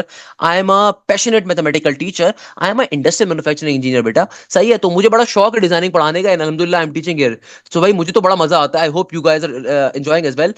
So मुझे लाजमी बताइएगा कि मैंने बड़ी मेहनत से कोर्स कंटेंट आप लोगों के लिए डिजाइन करा है। कमेंट सेक्शन में मुझे लाजमी बताइएगा, are you guys enjoying? Are you guys getting some sort of a new taste of Sir Hashim? तो मुझे लाजमी तौर पे प्लीज बताइएगा कमेंट सेक्शन के अंदर। Now moving towards the third element. Third element क्या होता है डिजाइनिंग का? ये कहलाता है फॉर्म। अब देखो, सेकंड एलिमेंट था शेप। शेप और फॉर्म में डिफरेंस क्या है? शेप बात करता है 2D स्ट्रक्चर्स की, 2D की, यानी कि स्क्वायर, सर्कल, 2D स्ट्रक्चर जो होते हैं। फॉर्म भी एक डायग्राम को रिप्रेजेंट ही कर रहा है, मगर फॉर्म क्या है? फॉर्म एक 3D स्ट्रक्चर्स की बात कर रहा है। सबसे बुनियादी डिफरेंस, रट्टे मारने की जरूरत ही नहीं है। फॉर्म रेफर करता है 3 डायमेंशनल शेप को। फॉर एग्जाम्पल पिरामिड का होना, स्फीयर का होना, क्यूब का होना, सिलेंडर का होना, कोन का होना। इलस्ट्रेशन के ऊपर देखो डायग्राम मैंने बड़ी मजे मजे की ढूंढी है, रात के 4-4 बजे तक बैठ के मैंने वर्किंग कर रहा था। अब देखो ये स्ट्रक्चर जो आ रहा है कैसा आ रहा है? ये फॉर्म आ रहा है। और से देखो, इसकी गहराइयों में जाओ। ये तुम्हारे पास एक आपके पास जो है ना, यहां से भी देखो निकला हुआ है, फिर यहां से भी इसका कोना आ रहा है, फिर ये देखो यहां से भी आ रहा है, बैक साइड से भी निकला हुआ है। तो ये फॉर्म है। Form can be geometric, cubes and sphere और organic. Functions form make objects appear more realistic in a 3 dimensional space. यानी कि फंक्शन क्या होता है इसका? देखो, बेसिक चीजों को ध्यान में रखना है, चीजें मार्क कर रहा हूं इनको ध्यान में। नॉर्मल थिंग, आप लोगों ने जिंदगी के अंदर कभी ना कभी डायग्राम्स बनाई होंगी। अब आप खुद बताओ, एक सिंपल स्क्वायर ज्यादा अच्छा होता है, क्यूब ज्यादा अच्छा होता है, रियलिस्टिक कौन सा होता है? अब आप खुद देखो, ये जो डायग्राम यहाँ पे आपके सामने आ रही है, रियलिस्टिक कितनी मजे की लग रही है ना। देखो कितनी अच्छी ये डायग्राम आ रही है, कितनी मजे की आ रही है कि भाई एक तरफ से क्यूब निकला हुआ है, एक तरफ से उसका शेड आ रहा है, एक तरफ से कितनी कितना मजे का आर्ट है। सिर्फ एक आर्ट लविंग पर्सन इसको देख सकता है कि यार देखो क्या चीज शो कर रहा है कि भाई तुम्हारे पास ये सामने की जाने में एक आपके पास स्क्वायर टेप शेप आ रही है, फिर बैक साइड के ऊपर देखो इसका ये बैक साइड के ऊपर वैल्यूज आ रही है, फिर बैक साइड के ऊपर देखो इस तरीके से इसने इसको किया हुआ है, फिर आगे किया हुआ है, तो ये थ्री डायमेंशनल शेप आ रही है। तो थ्री डायमेंशनल शेप का बेसिक पर्पस दुनिया में क्या होता है? रियलिस्टिक लगता है कि भाई टू डायमेंशनल के मुकाबले में रियलिस्टिक चीज होती है। फॉर्म्स की बेसिक टाइप्स हमारे पास आ गई। इसी तरीके से फॉर्म्स के अंदर हमारे पास इमोशंस क्या होती है और उसकी इमोशंस की टाइप्स क्या होती है, फॉर्म्स की डिफरेंट टाइप्स क्या होती है, वो भी देख लेते हैं। सबसे पहले नंबर के ऊपर हमारे पास आती है रियलिस्टिक फॉर्म। देखो इमोशंस का मतलब क्या है कि क्या चीज वो शो कर रहा है, उसके बेसिक पर्पस क्या है, आर्ट्स के अंदर वो यूज कैसे होता है। ऑलवेज रिमेंबर दिस थिंग्स, है ना। फॉर एग्जांपल एक सिंपल सी एग्जांपल मैं अगर आपको बताऊं, जैसे हमारे पास ऑर्गेनिक शेप्स थी, ऑर्गेनिक शेप्स के किसको शो करती है? नेचर को। से पत्ते वत्ते हो गए, नेचर को शेप करते हैं। तो भाई इमोशंस का मतलब क्या होता है, क्या शो कर रहा है वो आर्ट के अंदर। अब देखो हमारे पास सबसे पहले जो फॉर्म की टाइप आती है ना, वो क्या है? रियलिस्टिक फॉर्म का होना। रियलिस्टिक फॉर्म का मतलब क्या है? रियलिस्टिक फॉर्म यानी कि फेमिलियरिटी को शो करता है, कंफर्ट को, रिलायबिलिटी को, आपके पास नेचुरलिज्म को, ये रियलिस्टिक होता है। फिर हमारे पास आता है एब्स्ट्रैक्ट फॉर्म, ये इमेजिनेशन को शो करता है, क्रिएटिविटी को शो करता है, ओपननेस को शो करता है, अनफेमिलियरिटी को शो करता है। सही है ना। जैसे मेरे पास मैं आपको ये पिक्चर दिखाता हूं, इस पिक्चर में देखो ये क्या है? ये फॉर्म की टाइप है ना बेटा, ये फॉर्म एक आ रहा है। फॉर्म का मतलब ही क्या है कि भाई 3D शेप का होना, थ्री डायमेंशनल शेप का होना। मुझे साफ तौर पे दिख रहा है थ्री डायमेंशनल शेप है, क्योंकि भाई 2D शेप का मतलब क्या होता है? सिर्फ लेंथ एंड हाइट का होना। 3D शेप का मतलब क्या? इसका कोई वॉल्यूम भी आ रहा है, जिसकी आपको हाइट भी दिख रही है, जिसकी आपको डेप्थ भी दिख रही है, जिसकी आपको हर किस्म की आपको वैल्यूज पर्टिकुलरली दिख रही है, आगे की पीछे की and so on. 3D forms यानी कि आपको जो डेप्थ को, टेंजिबिलिटी को, रियलिज्म को, प्रेजेंस को, वेट को फील करवाते हैं ना। अब फॉर एग्जांपल ये इसका कोई ना कोई वेट होगा ना यार, ये आपके पास लेट सपोज आपके पास चेस्ट का एक वो आ रहा है, फॉर एग्जांपल एग्जांपल दे रहा हूं। तो ये फ्लैट फॉर्म क्या होते हैं? ये सिंपलिसिटी को शो करते हैं, मिनिमलाइजेशन को शो करते हैं, मॉडर्निटी को शो करते हैं, क्लैरिटी को शो करते हैं, स्ट्रेट फॉरवर्डनेस को शो करते हैं। डायनामिक्स फॉर्म क्या होते हैं? एनर्जी को, मूवमेंट को, फ्लूइडिटी को, लिवनेस को, एक्साइटमेंट को। स्टैटिक फॉर्म्स क्या होते हैं? स्टेबिलिटी को, काम को, स्टिलनेस को, परमानेंस को, ग्राउंडनेस को शो करते हैं।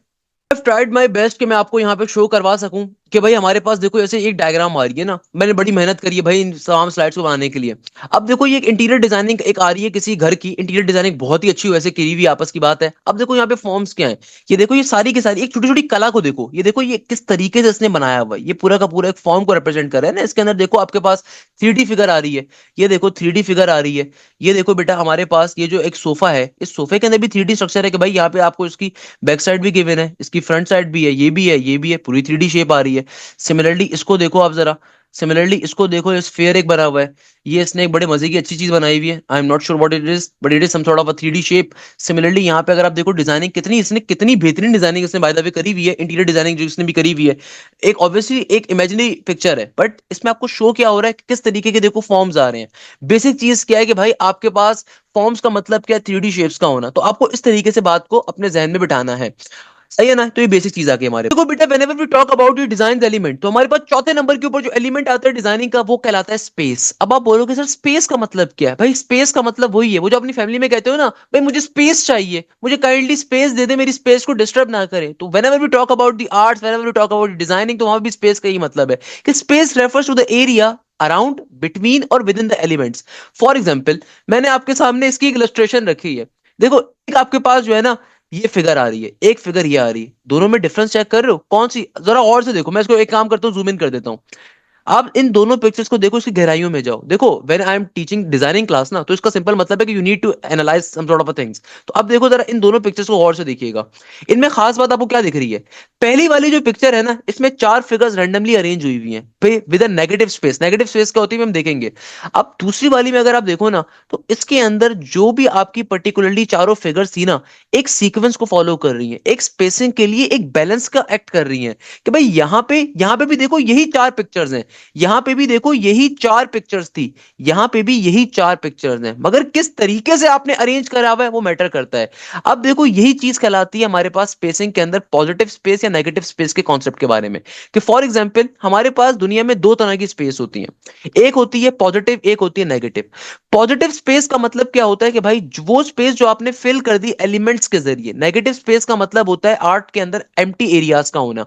जैसे कि देखो यहाँ पे जो चारों फिगर्स थी इनमें नेगेटिव स्पेसिंग ज्यादा थी, एम्प्टी स्पेसेस ज्यादा थी। हमने क्या करा, हमने वहां पे एलिमेंट्स को कंबाइंड अप करा, हमने उस जगह को भर दिया चारों एलिमेंट्स के अंदर इस तरीके से अरेंज करके कि स्पेस को हमने तरीके से यूटिलाइज करें। हम एरिया जो अपनी दो पर्टिकुलर फिगर्स के दरमियान में स्पेस दे रहे हैं वो बड़ा तरीके से दें कि भाई दूसरी चीज के अंदर एक खूबसूरती पैदा हो सके। तो ये हमारे पास आ गया। फंक्शन क्या होता है भाई, स्पेस जो होती है ना ये इंपैक्ट करती है as a balance and a focus of a design. लोग बैठ के रट्टे मारेंगे इसके, देखो मुझसे अगर पढ़ रहे हो रट्टे नहीं मारने, खुद सोचो इसको, लॉजिक अपने नॉर्मल घर में सोचो। आप अपने पेरेंट्स से क्या कहते हो, मॉम आई नीड स्पेस, या फिर आप अपने उनसे क्या कहते हो, उनसे खुद ही समझ लेना, ऑल्दो होने नहीं चाहिए मगर एक आपको एग्जांपल दे रहा हूं, उनसे स्पेस चाहिए ताकि आप अपने आप को मेंटली हील कर सको, ताकि आप अपने आप को रेड फ्लैग से ग्रीन फ्लैग पे कन्वर्ट कर सको, ताकि आप अपने आप को थोड़ा सा टाइम दे सको। या फिर बहुत से केसेस के अंदर अपने दोस्तों से भी स्पेस लेते हो ना, अगर कोई आपके बहुत टॉक्सिक किस्म के दोस्त आ रहे हैं, so you should have a space. आपको एक स्पेस चाहिए होती है और होनी चाहिए लाजमी तौर पे। वो स्पेस आपको क्या करती है, वो बैलेंस करती है, वो पॉजिटिविटी लेकर आती है, वो थोड़ा सा आपको हील करती है, आपकी अंदर की जो रूह होती है उसको जोड़ने में मदद करती है। अगर घर का कल्चर बहुत अजीब है, भाई बहन बहुत अजीब से, तो आपको एटलीस्ट स्पेस चाहिए होती है। या जब आप बहुत ज्यादा डिप्रेशन का शिकार होते हो और स्पेस लेते हो, उस स्पेस के जरिए क्या होता है, आप खाली बैठ कर सोचते हो, वो स्पेस आपकी आपको हील करती है। Same goes for the space in the art. Space का मतलब क्या है, वो बैलेंस का काम कर रही है, वो डिजाइन पे फोकस लेकर आ रही है। जैसे फॉर एग्जांपल यहाँ पे देखो ये चार पिक्चर्स अलग अलग थी, अभी अलग अलग थी। यहाँ पे स्पेसेस क्या थे, स्पेसेस यहाँ पे भी मौजूद है, स्पेस यहाँ पे भी मौजूद है, मगर डिफरेंस क्या है इस स्पेस के मुकाबले में स्पेस के अंदर, कि यहाँ पे देखो ये प्रॉपर आपको एक चेयर टाइप का स्ट्रक्चर मिल रहा है, या अगर आप और गहराइयों में जाओ तो एक लोगो सा मिल रहा है, एक रिबन सा। तो कहने का मकसद क्या है कि देखो यहाँ पे और वहां पे स्पेस में डिफरेंस क्या है, उसने उसको फोकस कर दिया। पहले ये चार पिक्चर ऐसी दिख रही थी, अब ये चार पिक्चर्स एक फोकस को शो कर रही हैं, एक प्रॉपर पिक्चर को शो कर रही हैं। सही है ना, it's a normal thing. Negative space क्या होती है, it helps the prevent overcrowding and enhance the readability. यानी कि जो नेगेटिव स्पेस होती है उसका पर्पस क्या होता है, वो ये काम कर रही होती है। सही है ना।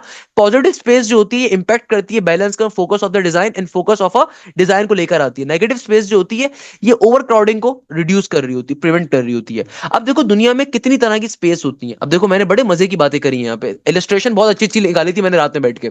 सबसे पहले नंबर के ऊपर आती है पॉजिटिव स्पेस। पॉजिटिव स्पेस का मतलब क्या है, वो जो आपके एरिया को फिल करने के लिए इस्तेमाल हो रही है। ये रिप्रेजेंट करती है क्लोजनेस को, ये रिप्रेजेंट करती है इंटीमेसी को, ये रिप्रेजेंट करती है फोकस को, ये रिप्रेजेंट करती है इंटेंसिटी को, ये रिप्रेजेंट करती है वार्मनेस को। सही है ना।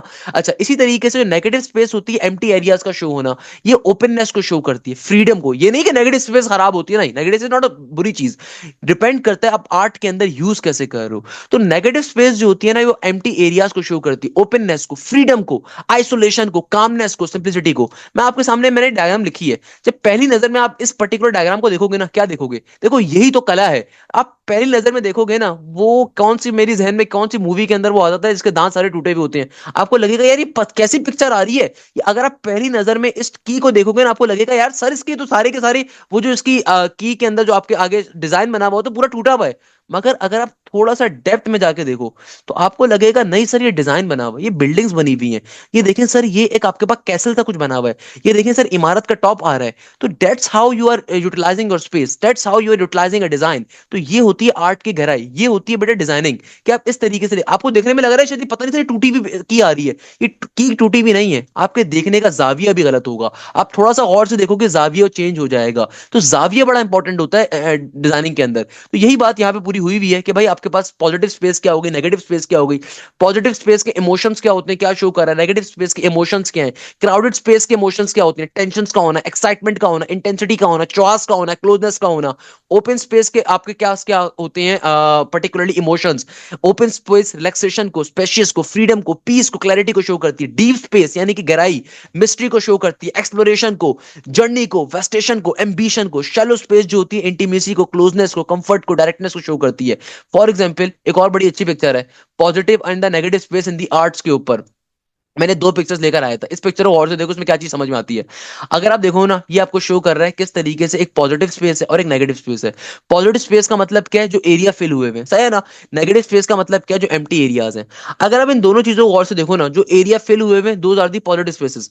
जो एरिया आपके एम्प्टी आ रहे हैं, they are the negative spaces. तो गौर से अगर आप देखो, तो आपको इस डायग्राम के अंदर एक अजीब सा एहसास हो रहा है कि भाई इस डायग्राम के अंदर कितनी मजे की तरीके से पॉजिटिव स्पेस है, जो एरिया फिल हुए हुए हैं, कितने अच्छे तरीके से हुए हुए हैं। और जो एरियाज एम्प्टी भी आ रहे हैं, वो भी एक एक डिजाइन को शो कर रहे हैं हमारे पास। कि फॉर एग्जांपल किसी ने दो उंगलियां रखी हुई हैं, आप इसको ऐसे भी सोच सकते हो। या कोई आपके पास इंक स्प्लैटर हुई है, कि भाई इंक जो है ना स्प्लैटर हुई है। या फिर कोई वायरसेस के अंदर नहीं होता था ऐसा, जैसे वायरस के अंदर वैसे ज्यादा केसेस क्या है कि आपके पास जो पेंट का डब्बा पड़ा हुआ है, तो पेंट स्प्लैटर हुआ है, कि पेंट स्प्लैटर हुआ है। और इसके ऊपर तो बड़ी मजे की रील्स भी होती हैं। I don't know how is your Instagram algorithm, but इसके ऊपर तो एक बड़े मजे की एल्गोरिथम भी आपके पास, एक रील मैंने देखी थी काफी अर्सा पहले। तो उसके अंदर यही था कि भाई वो डिजाइन कर रहा था, उसने जो है ना एक बाल्टी ली थी, और बाल्टी को रस्सी से बांधा था, और नीचे उसने बड़ा सा कैनवस रखा था, और वो रस्सी से खुद लटका था। और फिर जब वो लटका था ना, वो रस्सी पूरी उसके कमरे में स्प्लैश हुई थी। रस्सी जो है ना कमरे में झूल रही थी। तो वो उस पर्टिकुलर रस्सी के ऊपर लटका था उल्टा होके, और उसने साथ में पेंट की डब्बी पकड़ी हुई थी। और जब वो रस्सी जो है ना वो घूम रही थी ना, तो उसने फिर अचानक से पेंट का डब्बा खोला था। तो वो जो इंक थी ना, वो पूरे कैनवस के ऊपर फैली थी। और उसकी वो पेंटिंग $50,000 की बिकी है भाई। वो बड़ा मशहूर इन्फ्लुएंसर था, उसकी पेंटिंग $50,000 की बिकी। तो इट वाज समथिंग लाइक किस तरीके से आप उसको क्रिएट कर रहे हो, उसमें आर्ट क्या आपका आ रहा है। तो आप जब उसको गहराइयों में जाओगे, आपको समझ में आएगा। सेम गोज फॉर हियर, मैंने यहाँ पे एक और पिक्चर देखी थी, कि भाई जब आप कैमरे से पिक्चर को क्लिक करते हो ना, आप ये सारी चीजों का ख्याल रखते हो। कि भाई आपका जो ये कैमरा आ रहा है, इससे आपका फोकस कहाँ पर है, कितनी डेप्थ के ऊपर है, आपकी जो डिस्टेंस है वो कहाँ पर है, इसको आपने लेना है नहीं लेना है, इस झाड़ियों को आप अपने पिक्चर के अंदर सिर्फ फोकस यहाँ पे रखोगे। या फिर अगर आप रख रहे हो कि भैया आपके पास पर्टिकुलरली आपने दरख्तों को भी लेना है, तो वो सारी चीजें ये सारी स्पेसिंग के अंदर ही आती है ना। स्पेसिंग का बेसिक पर्पस ही हमारे पास ये है कि भाई आप किस तरीके से अपनी जो आपका एरिया फील्ड हो रहा है, उसको कैसे आप कर रहे हो। जो एरिया है आपके पास, जो ऑब्जेक्ट के आसपास का एरिया है, वो सारा का सारा आप कैसे फिलअप करवा रहे हो, कर रहे हो, छोड़ रहे हो, सारा का सारा आता है स्पेस के अंदर। ये चौथा सबसे बुनियादी एलिमेंट होता है हमारे पास डिजाइनिंग का। Remember this thing. I hope कि आपको ये सारी की सारी समझ में। अच्छा बेटा, अब आते हैं सबसे इंपॉर्टेंट पार्ट के ऊपर। एलिमेंट्स का सबसे बुनियादी और सबसे इंपॉर्टेंट पार्ट होता है टेक्सचर। अब बहुत सारे बच्चे कंफ्यूज होंगे, सर टेक्सचर क्या होता है। कभी आपने जमीन पे हाथ लगाया है, तो आपको जो सरफेस के ऊपर एक चीज फील होगी ना, वो टेक्सचर कहलाएगा। फॉर एग्जांपल, मुझे तो बड़ा शौक रहा है हमेशा, अगर आपके घर में मार्बल लगे हुए ना, तो मार्बल पे हाथ फेरोगे, ठंडा ठंडा सा एहसास होगा। मगर अगर आप वही हाथ किसी दीवार पे फेरोगे ना, तो आपको अलग एहसास होगा। किसी वुड पे फेरोगे, अलग एहसास होगा। किसी कपड़े के ऊपर फेरोगे, वो अलग एहसास होगा। वो कौन से कपड़े कहलाते हैं यार, वो कौन से होते हैं, वो चिकन चिकन सूट जो होते हैं खवातीन के, उसके ऊपर एक अलग टेक्सचर आपको मिलता है। जो खड्डे का सूट होता है, उसके ऊपर कभी अपने हाथ को फेरना है, तुम्हें एक अलग एहसास होगा। वो जो झुमके शुमके वाले सूट्स होते हैं, तो वो जो झुमके शुमके वाले सूट्स होते हैं, उसका क्या नाम होता है। वो जो पार्टी वियर या डिजाइनिंग, जो शादी वियर होता है, जो उसको मैं वेडिंग वियर कह सकता हूँ, उसका जो भी नाम होता है ना, मुझे कमेंट सेक्शन में बताना भाई क्या नाम होता है उसका। तो भाई उसके ऊपर जब हाथ फेरोगे ना, उसका एक अलग एहसास होता है। तो भाई मैं मासूम आदमी, मुझे तो नाम नहीं पता, आपको बेहतर आइडिया होगा। तो भाई जब आप फेरोगे ना, तो फेरने को गौर से समझो भाई, ये नहीं कि तुम सूट के नाम ढूंढ रहे हो बैठ के। तो उसके ऊपर आपको एक अलग एहसास होगा। समझ में आ रहा है। सिमिलरली जो दीवार होती है, उसे प्लास्टर नहीं हुआ हुआ था, उसके ऊपर एक अलग एहसास होता है। जिस दीवार पे प्लास्टर हुआ हुआ है, मैट हुआ हुआ है, अच्छा वाला पेंट हुआ हुआ है, मैट हुआ हुआ है, उसके ऊपर एक अलग एहसास होगा आपके पास सॉफ्टनेस का। कहने का मकसद क्या है, टेक्सचर दुनिया के अंदर कहलाता है कि भाई जब तुम किसी भी सरफेस के ऊपर, उसकी जो सरफेस है वो किस तरीके की है। तो भाई ये तमाम की तमाम चीजें किसमें आती हैं, टेक्सचर के अंदर तो आती हैं। अब texture can be a physical one, can be a visual one. तो जो फिजिकल वन है टैक्टाइल, या फिर आपके पास विजुअल वन आ गया जो परसीव्ड वन हो गया ना, सही है। अब आपके पास कई तरह की टाइप हो सकती है टेक्सचर्स की, 12 के करीब टाइप्स होती हैं टेक्सचर्स की। रफ भी होती है, स्मूथ भी होती है, सॉफ्ट भी होती है, हार्ड भी होती है, ग्लॉसी भी होती है। अगर आपने वो अगेन एक मैं रील का इजहार करूंगा, देखो भाई आई am a new generation teacher, तो मैं अक्सर आपको जेंजी एग्जांपल्स दे रहा हूं। आपने वो देखा है कि यार एक रील होती है, जिस रील्स के अंदर वो उसके पास एक जेली टाइप स्ट्रक्चर होता है, वो गाड़ी के अंदर मार रहा है, वो गाड़ी के अंदर से कचरा निकाल रहा होता है। तो एक बड़ी मशहूर रील है, अगर आपने देखी हो, तो सॉफ्टनेस सॉफ्टनेस सा होता है। और रील नहीं है, वो नॉर्मल से भी होता है, कि वो अक्सर आ रहा होता है कि भाई ये जेली टाइप का जो स्ट्रक्चर है, ये आपके जो है ना, ये डेस्क वगैरह और जो कोने खुदरे उसको साफ करने के लिए होगा। तो खुद सोचो, वो जो ग्रीस टाइप का जेली टाइप का स्ट्रक्चर है, उसका टेक्सचर कैसा होगा, ग्लॉसी सा या बड़ा सॉफ्ट सा होगा। तो भाई ये टेक्सचर्स ही है ना, हर तरह का टेक्सचर्स हैं। मैंने आपको इतनी सारी एग्जांपल्स दी कपड़ों की और चीजों की। सिमिलरली यहाँ पे देखो एग्जांपल्स मैं आपको और शो करता हूँ। देखो जैसे ये दीवार है, इस दीवार का टेक्सचर देखो, मुझे साफ तौर पे पता चल रहा है, जब मैं हाथ फेरूंगा तो कैसा टेक्सचर होगा। जैसे ये किसी आपके पास घर के पेंट का आ रहा है या कपड़े का आ रहा है। ये देखो जैसे वुड का टेक्सचर आ रहा है, तो वुड का टेक्सचर, आप वुड पे हाथ फेरते हो ना कभी दरख्त के ऊपर, किस तरह का टेक्सचर होगा। फॉर एग्जाम्पल ये गाड़ी के ऊपर टेक्सचर आपके पास आ रहा है। अच्छा मुझे बताओ, ये कहाँ पे दिखता है आपको, ये लिफ्ट के अंदर यूजुअली आपको दिखता है, लिफ्ट वगैरह के अंदर इस तरह का टेक्सचर आपको फ्लोर के ऊपर दिखता है ना, फ्लोर्स वगैरह के ऊपर। कंबल का टेक्सचर आ गया है, कंबल का टेक्सचर हो सकता है किसी फैब्रिक का। तो भाई हमारे पास टेक्सचर्स की कई तरह की टाइप्स होती हैं। अब खुदारा आपने इन टाइप्स को लाजमी तौर पर पढ़ना है। अगेन इसके रट्टे मारने की नीड नहीं है, बेसिक चीज देखो। स्मूथ टेक्सचर किसको शो कर रहा है? कामनेस को, एलिगेंस को, सही है ना। इसकी एसोसिएशन क्या आ गई? स्लीक सरफेस हो गई, पॉलिश सरफेस हो गई, यानी कि पेंट हुआ हुआ है, आपको कोई अच्छा डिजाइन हुआ हुआ है, क्लीननेस शो करता है ना। फॉर एग्जाम्पल मैं इसकी बड़ी अच्छी सी मिसाल देता हूँ। आप पे कोई ना कोई रिश्तेदार होंगे जिनके घर में प्लास्टर नहीं हुआ होगा। कभी उनके घर की बिल्डिंग का हाल देखा? क्या होता है जब प्लास्टर नहीं हुआ हुआ होता ना, तो मिट्टी भी झड़ रही होती है, चीजें भी होती हैं, और उनकी जो सरफेस होती है, दीवार होती है, बड़ी बेकार सी, खराब सी होती है, अच्छी नहीं होती, मतलब प्लीजेंट नहीं होती। तो भैया, तो स्मूथ सरफेस, अगर आप पे घर की दीवार बहुत उसमें आपका लेट से वो प्लास्टर हुआ हुआ है, उसको ऊपर जब आप हाथ फेरोगे ना, एक कामनेस आपको मिलेगी, एक एलिगेंस आपको मिलेगी। तो ये पॉलिश सर्फेसेस वगैरह हो गई, स्लीक सर्फेस हो गई, स्मूथ सर्फेस होती है। रफ टेक्सचर जैसे मैंने कहा, प्लास्टर नहीं हुआ हुआ, टफनेस को शो करता है, वो वार्मनेस को शो करता है, वो नेचुरलनेस को शो करता है, यानी कैसे वुड का हो गया स्ट्रक्चर, स्ट्रेंथ को शो करता है।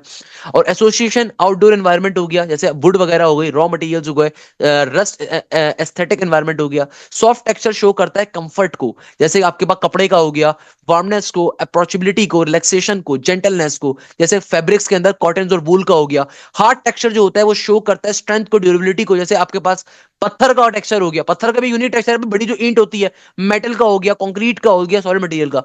ग्लॉसी टेक्सचर जो होता है लग्जरी का, मॉडर्निटी का, बोल्डनेस का, एनर्जी का, वाइब्रेंसी का शो कर रहा होता है। एसोसिएशन क्या हो गई? Glass surface, polish metals, high tech finishes, ये ग्लॉसी टेक्सचर हमारे पास आ रहा होता है। मैट टेक्सचर जो होता है, ये हमारे पास क्या होता है भाई? ये शो करता है सोफिस्टिकेशन को, क्वाइटनेस को, रेजिस्टेंस को। ये आपको कहां पे मिलता है कि भाई जहां पे आपके पास पर्टिकुलरली नॉन रिफ्लेक्टिव सर्फेसेस आ रही हो, वहां पे आपको मैटेड टेक्सचर मिल रहा होता है। ग्रेनी टेक्सचर क्या होता है? जो आपको सैंड पे मिलता है, जो मट्टी पड़ी हुई होती है। मैं नॉर्मली सड़क की बात नहीं कर रहा, मट्टी, जो येलो कलर की मट्टी पड़ी हुई होती है, जो अनपॉलिश वुड आपको मिलती है, ऑर्गेनिक मटेरियल पे आपको मिलता है, विंटेज टाइल्स पे आपको मिलता है। तो ये आपको क्या, इसका इमोशन होता है? ऑथेंटिसिटी को शो करता है, नॉस्टैल्जिया होता है, इम्परफेक्शन होती है, नेचुरलिज्म होती है। तो बेटा याद रखिएगा, थ्योरी के अंदर ये बिल्कुल आपके पास क्वेश्चन आ सकते हैं, मैं आपको भी प्रैक्टिस क्वेश्चन भी दिखाऊंगा। सिमिलरली आपके पास जो फेरी और फजी टेक्सचर होता है, ये वार्मनेस को शो करता है, कॉजीनेस को शो करता है। और ये आपको कहां पे मिलता है? फर पे मिल सकता है, विंटर क्लोथिंग पे मिल सकता है, कंफर्टनेस। विंटर क्लोथिंग पे जानते हो ना कि आपका फर होता है। अगर आप में से कोई बंदा मरी वरी जाता है, या मालम जब्बा वाली साइड के ऊपर, तो मोटे मोटे जो आप वो बैठ के अपने जाते हो पहन के स्वेटर्स वगैरह, उसमें जो एक अच्छा वाला स्वेटर जो होता है, जिसमें फर्ज निकले हुए होते हैं, तो फर वाला जो होता है वो फरी या फजी टेक्सचर होता है ना बेटा। सिमिलरली मेटेलिक टेक्सचर आपको स्टील के ऊपर, क्रोम के ऊपर, रिफ्लेक्टर में मिलता है। ये स्ट्रेंथ को शो करता है, लग्जरी को शो करता है, इंडस्ट्रियल क्वालिटी को शो करता है, कोल्डनेस को शो करता है। वेरी गुड एग्जांपल यार। कोल्डनेस का क्या मतलब है भाई? आपने कभी अगर लोहे की रॉड को उठाया है, ठंडी होती है वो, ठंडी, सही है ना, वो बड़े मजे की लगती है। तो कोल्डनेस को शो कर रहा है। वेल्वेट टेक्सचर जो होता है, ये आपको वेल्वेट जो फैब्रिक होता है, वेल्वेट उसके ऊपर मिल रहा होता है, प्लस इंटीरियर्स पे मिलता है, रिफाइंड स्पेसेस पे मिलता है। ये लग्जरी की अलामत है, एलिगेंस की अलामत है, वार्मनेस की अलामत है। There is a type of a transparent texture. तो ट्रांसपेरेंट टेक्सचर कैसा होता है? For example water. अरे भाई वाटर सबसे बेहतरीन एग्जांपल है। वाटर के ऊपर आप हाथ फेरो, मजे का, उसकी भी जो सरफेस है ना, वाटर पे हाथ फेरते हो एक अलग सा एहसास होता है। सिमिलरली ग्लास हो गया, शेयर फैब्रिक हो गया, मॉडर्न एरी डिजाइन हो गया, जो नॉर्मल ग्लास होता है, जो जैसे आगे पीछे आप देख सकते हो, तो वो ग्लास क्या है? ट्रांसपेरेंट है। तो उसके ऊपर क्या है? लाइटनेस है, ओपननेस है, मिस्ट्री है। तो अगेन इसके देखो, इसको आपने जहन में कैसे बिठाना है? किसी भी एक चीज को याद रख लीजिएगा। ये नहीं कि आप बैठ के सारी चीजें याद रखने। अपने पास एक टेबल बनाना बेटा, उस टेबल के अंदर एक एक चीज को उठाते जाओ, एक एक चीज को जो यूनिक है ना, उसको जहन में बिठाओ। बाकी सारे के सारे उसके सिनोनिम्स आ रहे हैं। You don't need to memorize each and everything. अपने जहन में बस बेसिक एग्जांपल्स लेकर आओ। अगर किसी एग्जांपल को क्लियर नहीं हो पाते, तो सिंपल चैट जीपीटी में जाके लिख के आप वो भी कर सकते हो, उससे उसकी एग्जांपल वेब से मंगवा सकते हो, या आप यूट्यूब उसके ऊपर गूगल के जरिए भी एक ट्रांसपेरेंट टेक्सचर की पिक्चर मंगवा सकते हो। तो आपके जहन में पिक्चर्स बड़ी क्लियर हो जाएंगी। मैं कोशिश करिएगा आपको एक एक चीज समझाऊं। बम्पी या एम्बोस टेक्सचर कैसा होता है कि भाई जो आपका एम्बोस पेपर होता है ना, उसके ऊपर आपको मिलता है, ब्राइल के ऊपर मिलता है, surface with the invite added invite touch. For example आपके पास, आपने वो देखी है, वो जो आपके पास डिफरेंट चाइनीज प्रोडक्ट के अंदर वो जो एक लिफाफा होता है, इसके आप उसको आप मोड़ मोड़ के उसको पटाखे निकाल रहे होते हो, वो आपका बम्पी टेक्सचर एक होता है भाई, बम्पी टेक्सचर ना बेटा। तो ये आपके पास आ रहा है सिंपल तरीके से, बोल्डनेस को, यूनिकनेस को शो करता है ये चीज, इसको शो करता है, बोल्डनेस को, यूनिकनेस को शो करता है। तो रिमेंबर दिस थिंग भाई, पेपर के अंदर, थ्योरी के अंदर ये बिल्कुल एमसीक्यू आ सकते हैं। मेरी हर तरह से कोशिश है कि बेटा आपको हर किस्म की डायग्राम्स भी दिखाऊं, इलस्ट्रेशंस भी दिखाऊं, ताकि आपके लिए बातें बड़ी आसान हो जाए। इसको बहुत तरीके से ध्यान में बिठाना है। सिंपल आप एक एक चीज को ध्यान में बिठाओ कि भाई इमोशंस क्या, स्मूथ टेक्सचर क्या शो कर रहा है, एलिगेंस को, कामनेस को। इसके जहन में अपनी बार डायग्राम बना लो कि भाई स्मूथ टेक्सचर किसको शो कर रहा है, पॉलिश सरफेस को, यानी कि घर की दीवार हो गई। तो अपने पास छोटी छोटी चीजों को एग्जांपल देके चलोगे ना, तो आपके लिए चीज समझना बड़ी आसान हो जाएंगी। Now moving towards the six type of an element. Elements के अंदर जो छठी सबसे इंपॉर्टेंट टाइप आती है ना, वो आती है कलरिंग। मैंने इसको स्टार्टिंग में भी थोड़ा सा डिस्कस किया था कि देखो जो कलरिंग होती है ना बेटा, हमेशा याद रखिएगा, दुनिया में कोई भी प्रोडक्ट हो ना, उसकी कलरिंग बड़ी मैटर करती है। कोई भी ग्राफिक डिजाइनर जो होगा, मेरी बात को बहुत अच्छे से समझ सकता है कि भाई कलर एक बड़ा इंपैक्ट क्रिएट करते हैं। फॉर एग्जाम्पल आप कभी जियो न्यूज को लगा के देख लो, आप कभी एयरवाई न्यूज को उठा के देख लो, ये सारे जो न्यूज चैनल्स होते हैं रेटिंग के चक्कर में क्या करते हैं, breaking news breaking news breaking news, तो रेड कलर का शो करते हैं। सिमिलरली इसके ऊपर अगर मैं आपको एक बहुत अच्छी एग्जांपल दूं तो when I was working in GSK, GSK क्या है, GSK is a global pharmaceutical sector company, अल्हम्दुलिल्लाह I am a supply chain engineer. So the point is that कि when I was working with GSK ना, तो वो हमेशा orange colour का इस्तेमाल करते थे। देन आई रीड अबाउट कि ऑरेंज कलर क्यों यूज करते हैं भाई, ऑरेंज कलर एक पावर को शो करता है, फ्रीडम को, एनर्जी को, क्योंकि वो दवाइयां बनाने की कंपनी थी, since it was a pharmaceutical sector. आपने कभी पेनाडोल वगैरह खाई हो ना, तो पेनाडोल जो खाते हो ना वो जीएसके का प्रोडक्ट है बेटा, हेलियन जो है वो जीएसके की सब्सिडरी है। द पॉइंट इज दैट कि वो हमेशा एक ऑरेंज कलर का इस्तेमाल करते हैं, उनके लोगो ही ऑरेंज कलर का है। वो शो क्या करता है, वो फ्रीडम को शो करता है, वो शो करता है कि यार बीमारों की हमें सेवा करनी है, वो शो कर रहा है कि यार किस तरीके से हम लोगों ने टॉलरेंस लेकर आनी है, वो पावर को शो कर रहा है। सो भाई याद रखिएगा लोगोस बड़े इंपैक्ट करते हैं। अभी हम सारी चीजों को आज की क्लास में बहुत सारी चीजों को डिस्कस कर रहे होंगे इन चीजों के ऊपर। तो देखो मैंने जितनी बातें आपसे करी है ना, इंग्लिश में मैंने यही बात लिखी हुई है कि भाई कलर जो है ये विजुअल परसेप्शन है, कि भाई किस तरीके से आप रिफ्लेक्ट कर रहे हो किसी ऑब्जेक्ट के ऊपर जो रिफ्लेक्ट होकर आ रहा है, और इसके बहुत से फंक्शंस हैं। कलर आपको डिफाइन कर रहा है किसी भी चीज के बारे में कि भाई वो जो ऑब्जेक्ट है वो ऑब्जेक्ट कैसा दिखेगा, उसकी क्या नेचर होगी। फॉर एग्जाम्पल आप किसी की मैयत में जाते हो, आप किसी के इंतकाल के ऊपर जाते हो, when any of your relative is dead, या कोई नेबर आपका इंतकाल कर जाता है, तो आप वहां पे ब्लैक कलर का सूट पहन के जा रहे हो या सफेद कलर का, कभी आपने देखा रेड कलर का सूट पहन के कोई चला जाए। तो भाई कलरिंग बड़ी मैटर करती है दुनिया के अंदर, ऑलवेज रिमेंबर दिस थिंग। तो खैर इसी बात को यहाँ पे डिफाइन हम लोगों ने करा हुआ है कि भाई कलर के अंदर हमारे पास क्या होता है। कलर के अंदर हमारे पास सारी बेसिक बातें मैं लिखी हुई, colour is a visual perception determined by the spectrum of the light reflected by the objects. भाई ये सिंपल फिजिकल डेफिनेशन जो कलर की होती है ना, कलर आपको कैसे मिल रहा है, क्या हो रहा है। कंपोनेंट्स क्या होते हैं भाई, जो नॉर्मल कलर होता है, वैल्यू क्या होती है कलर की, सैचुरेशन क्या होती है, तीन बड़ी इंपॉर्टेंट कंपोनेंट्स होते हैं कलर के अंदर। कि भाई जो कलर है ना, फॉर एग्जांपल मेरे पास एक कलर आ रहा है ब्राउन कलर का, जरा बात समझिएगा। अब इसकी वैल्यू क्या होगी, ये डार्क ब्राउन होगा या लाइट ब्राउन होगा, तो वैल्यू इसको डिफाइन करती है। उसकी सैचुरेशन क्या होगी, इंटेंसिटी, जो बच्चे थोड़ी सी एडिटिंग जानते होंगे समझते होंगे इंटेंसिटी, यानी कि कहां से इंक्रीज करूं, यहां से इंटेंसिटी इंक्रीज अप कर दूं या एक तरफ से कम कर दूं, कंट्रास्ट कैसा डालूं उसका। ये बेसिक इसके तीन कंपोनेंट्स होते हैं कलरिंग के। अच्छा कलर का फंक्शन क्या होता है, जो मैंने जैसे मैंने आपको बताया इमोशंस को क्रिएट करता है, एक एक स्ट्रक्चर को डिफाइन करता है। तो कलर थ्योरी प्रिंसिपल्स हमारे पास होते हैं, उसको हमने डिस्कस भी करना है आगे चल के भी। आज की क्लास में कलर के एलिमेंट्स को समझ रहे हैं। तो अब देखो दुनिया के अंदर जो कलर होते हैं ना, डिफरेंट इमोशंस को बताते हैं। इस टॉपिक को लाजमी तौर पर कवर करिएगा, ये बहुत ज्यादा इंपॉर्टेंट है एमसीक्यूज के लिए। कलर्स के डिफरेंट टाइप्स क्या होती हैं, मैंने यहाँ पे जैसे आपके सामने डायग्राम भी बना के रखी है कि रेड कलर जो होता है ये लीडरशिप को, पैशन को, अर्जेंसी को, एक्साइटमेंट को, लव को, डेंजर को, पावर को शो करता है। फॉर एग्जांपल इसकी बड़ी बेहतरीन एग्जांपल है, अभी जियो न्यूज बैठ के खोलो, अभी जियो न्यूज बैठ के खोलो, ये बैठ के हर वक्त रेड कलर। एक तो हमारे मुल्क में पता नहीं कोई खबर है नहीं, हर चीज ब्रेकिंग न्यूज है। गधे ने कुछ भी किया, गधा जिंदा हो गया, वो भी ब्रेकिंग न्यूज है। गधा मर गया, वो भी ब्रेकिंग न्यूज है। The point is that I am not making joke of the country, but the issue is that कि यहाँ पे हर चीज ब्रेकिंग न्यूज है। तो आपने हर दफा देखोगे रेड कलर का आ रहा होगा। सिमिलरली ब्लू कलर होता है कामनेस को, ट्रस्ट को, प्रोफेशनलिज्म को, सैडनेस को, स्टेबिलिटी को, ट्रैंक्विलिटी को शो कर रहा है। लेट्स सपोज लाइट ब्लू जो होता है ये आपके पास क्या शो कर रहा है, केयरलेसनेस को शो कर रहा है, कामनेस को, रिलायबिलिटी को शो कर रहा है। सही है ना। जो ब्लू कलर होता है वो ऑर्गेनाइजेशन स्ट्रक्चर को शो करता है। सही है ना। आपके पास आइडियलिज्म को शो करता है, सब ऑर्डिनेशन को शो कर रहा है। येलो कलर आपके पास हैप्पीनेस को शो करता है, ऑप्टिमिज्म को, वार्मनेस को, चेयरफुलनेस को, कॉशननेस को, या यहां से पढ़ लो इंटेलिजेंस को शो कर रहा है, ओरिजिनलिटी को शो कर रहा है, डिस्ट्रक्शन को शो कर रहा है। जो ग्रीन कलर होता है ये पीस के लिए होता है, नेचर कलर होता है। नेचर कलर भाई क्योंकि पत्तों का रंग भी ग्रीन है, ग्रोथ को शो कर रहा है, हेल्थ को शो कर रहा है, हार्मोनी को शो कर रहा है, सेफ्टी को शो कर रहा है। तो यहाँ पे भी सेम चीज, इस तरह की चीजें रखी हुई है ग्रीन कलर के बारे में। पर्पल कलर क्या है, लग्जरी को, मिस्ट्री को, क्रिएटिविटी को, सोफिस्टिज्म को, एम्बिशन को शो कर रहा है। ब्लैक कलर आपके पास नॉर्मली सीरियसनेस को शो कर रहा है, आपके पास शो कर रहा है कभी भी आपको अगर परेशानी है उसको शो कर रहा है, कोई आपके ग्रीवनेस को शो कर रहा है, सोफिस्टिकेशन को शो कर रहा है, पावर को शो करता है, एलिगेंस को शो करता है, डेप्थ के अंदर जा रहा है, मिस्ट्री शो कर रहा है। व्हाइट कलर नॉर्मली होता है अमन के लिए। देखो कुछ कलर तो बहुत फेमस है ना, जैसे ब्लैक कलर ग्रीवनेस के लिए बड़ा फेमस है। व्हाइट कलर शादियों के अंदर, हम ब्रिटिश शादियों की बात कर रहे हैं जो यूरोपियंस की होती है, उसमें नॉर्मली व्हाइट कलर ड्रेसेस पहनती है उनकी जो ब्राइड होती है। सेम गोज फॉर आपके पास व्हाइट कलर शो करता है पीस को, दुनिया के अंदर प्योरिटी को शो करता है। आपने देखा होगा बचपन में कार्टून्स के दो कार्टून में लड़ाई हो रही है जंगों के अंदर, एक ने सफेद झंडा लड़ा दिया, वो टॉम एंड जेरी में होता था। तो same goes for the white. White colour is basically showing the peace, purity, simplicity, cleanness, innocenceness को। तो ये व्हाइट कलर है। ऑरेंज कलर एनर्जी को, एंथुसिज्म को, फ्रेंडलेस को, वार्म को, प्लेफुलनेस को, चीयर को शो कर रहा है। तो भाई ये जो कलरिंग वाली चीजें ना खुदा रहा है, इसको लाजमी कवर करना है। पिंक कलर रोमांस को शो करता है, ये तो सारे ही जानते हैं ना भाई। आपके पास here comes the pink colour. Pink colour आपके पास जैसे ब्रेस्ट कैंसर के लिए होता था, इफ यू रिमेंबर, आप में से जो भी खवातीन है और जो भी लड़के हैं भाई, it's a very normal thing जो आपको लाजमी तौर पे मालूम होनी चाहिए। Since I work with the pharmaceutical sector, तो हमेशा एम्फसाइज करता हूँ चीज को बताने के अंदर। पिंक कलर क्या शो कर रहा है, जैसे आपके पास ब्रेस्ट कैंसर का वो जो होती है, जो आपके पास ये इसका शौकत खानम हॉस्पिटल अक्सर वो पेशतर इवेंट्स करवा रहा होता है, कोई भी एनजीओ करवा रही होती है, उसमें देखो एक रिबन होता है पिंक कलर के अंदर हमेशा होता है, और सारे के सारे वो पिंक पिंक अपने आप को कह रहे होते हैं। उसके पीछे रीजन क्या है? जो जो वुमेन कलर है ना, जो फर्टिलिटी को रिप्रेजेंट कर रहा है या फिर फेमिनिटी को रिप्रेजेंट कर रहा है, it is a pink point. Romance को भी शो करता है, बस सिर्फ सिर्फ आप फेमिनिज्म के साथ जोड़ नहीं सकते पिंक कलर को। पिंक कलर बहुत ब्रॉडर है, बहुत ही मजे का रंग है, सॉफ्ट है, काइंड है, स्वीटनेस है उसके अंदर यार, उसमें यूथफुलनेस है कि देखो एक यूथफुलनेस उसमें आपको शो होती है। तो कलरिंग आपसे बात करती है यार, बहुत नॉर्मल सी बात है।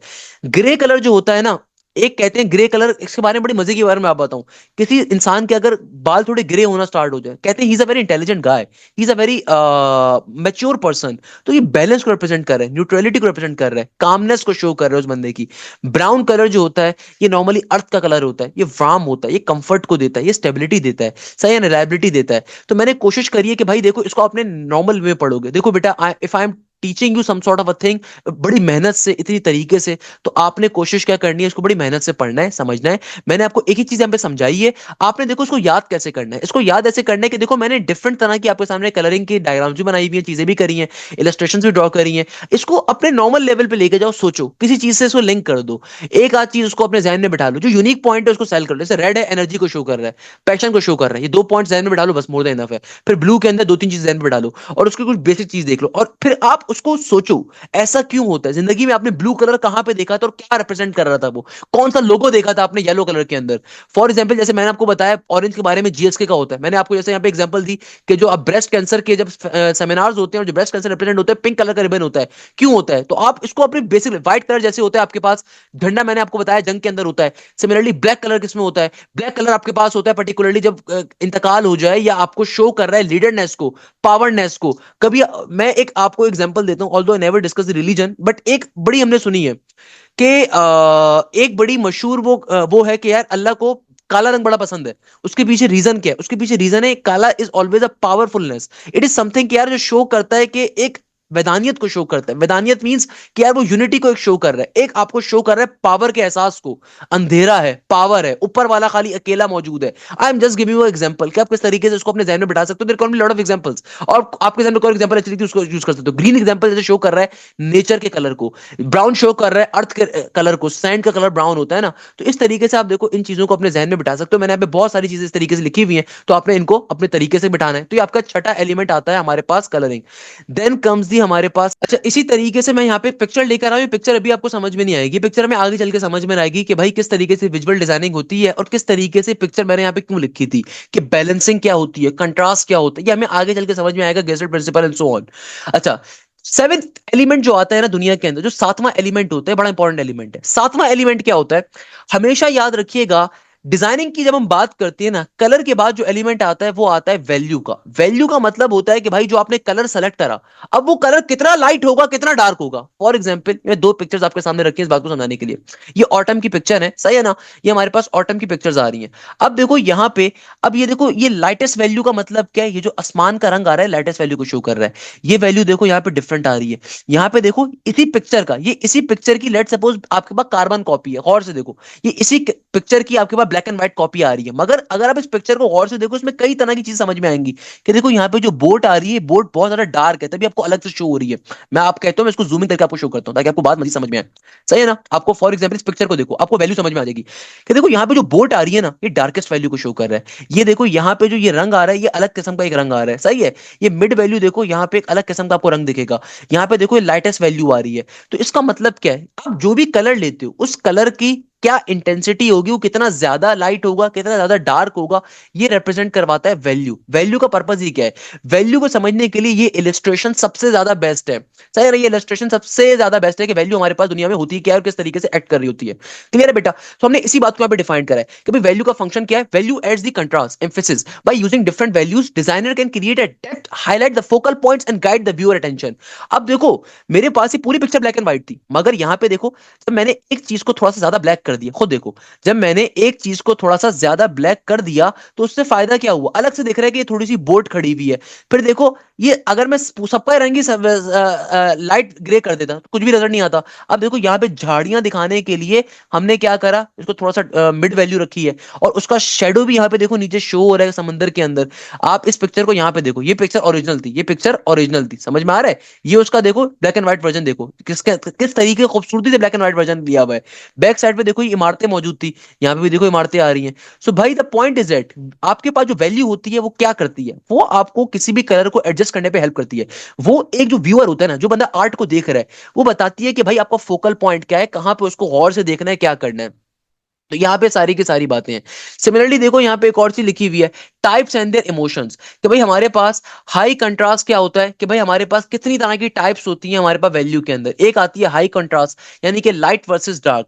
जैसे भाई आपके पास जो हाई कंट्रास्ट होता है ना, ये क्या चीज शो करता है? ये शो करता है कि भाई बोल्डनेस को, इंटेंसिटी को, क्लैरिटी को, एम्फेसिस को। सही है? लो कंट्रास्ट जो होता है नॉर्मली सॉफ्टनेस को शो करता है, कामनेस को शो करता है, जेंटलनेस को शो करता है। फॉर एग्जाम्पल, यहाँ पे देखो, जो बोर्ड का रंग था बड़ा डार्क सा था, तो ये हाई कंट्रास्ट है। सही है ना? ये बोल्डनेस को शो कर रहा है। वाइल अगर मैं देखूं इस वाली पिक्चर क्या, यहाँ पे अगर मैं बैक साइड पे देखूं, ये बड़ी सॉफ्टनेस आ रही है बैक साइड के ऊपर, क्योंकि देखो वहां पे कंट्रास्ट क्या है, लो आ रहा है, वहां पे वैल्यू क्या है, थोड़ी लो है। सही है ना? इसी तरीके से मैंने इसको यहाँ पे भी बताया हुआ था। गौर से देखिएगा, मैं आपके सामने एक और इलस्ट्रेशन लेकर आया हूं ताकि आपको समझ में आए वैल्यू, कि भाई आपके पास देखो वैल्यू क्या शो कर रहा है, कि देखो यहाँ पे आपके पास लाइटर वैल्यूज आ रही है, डार्कर वैल्यूज आ रही है। नॉर्मल सी बात है ना बेटा, सिंपल सी बात आ रही है।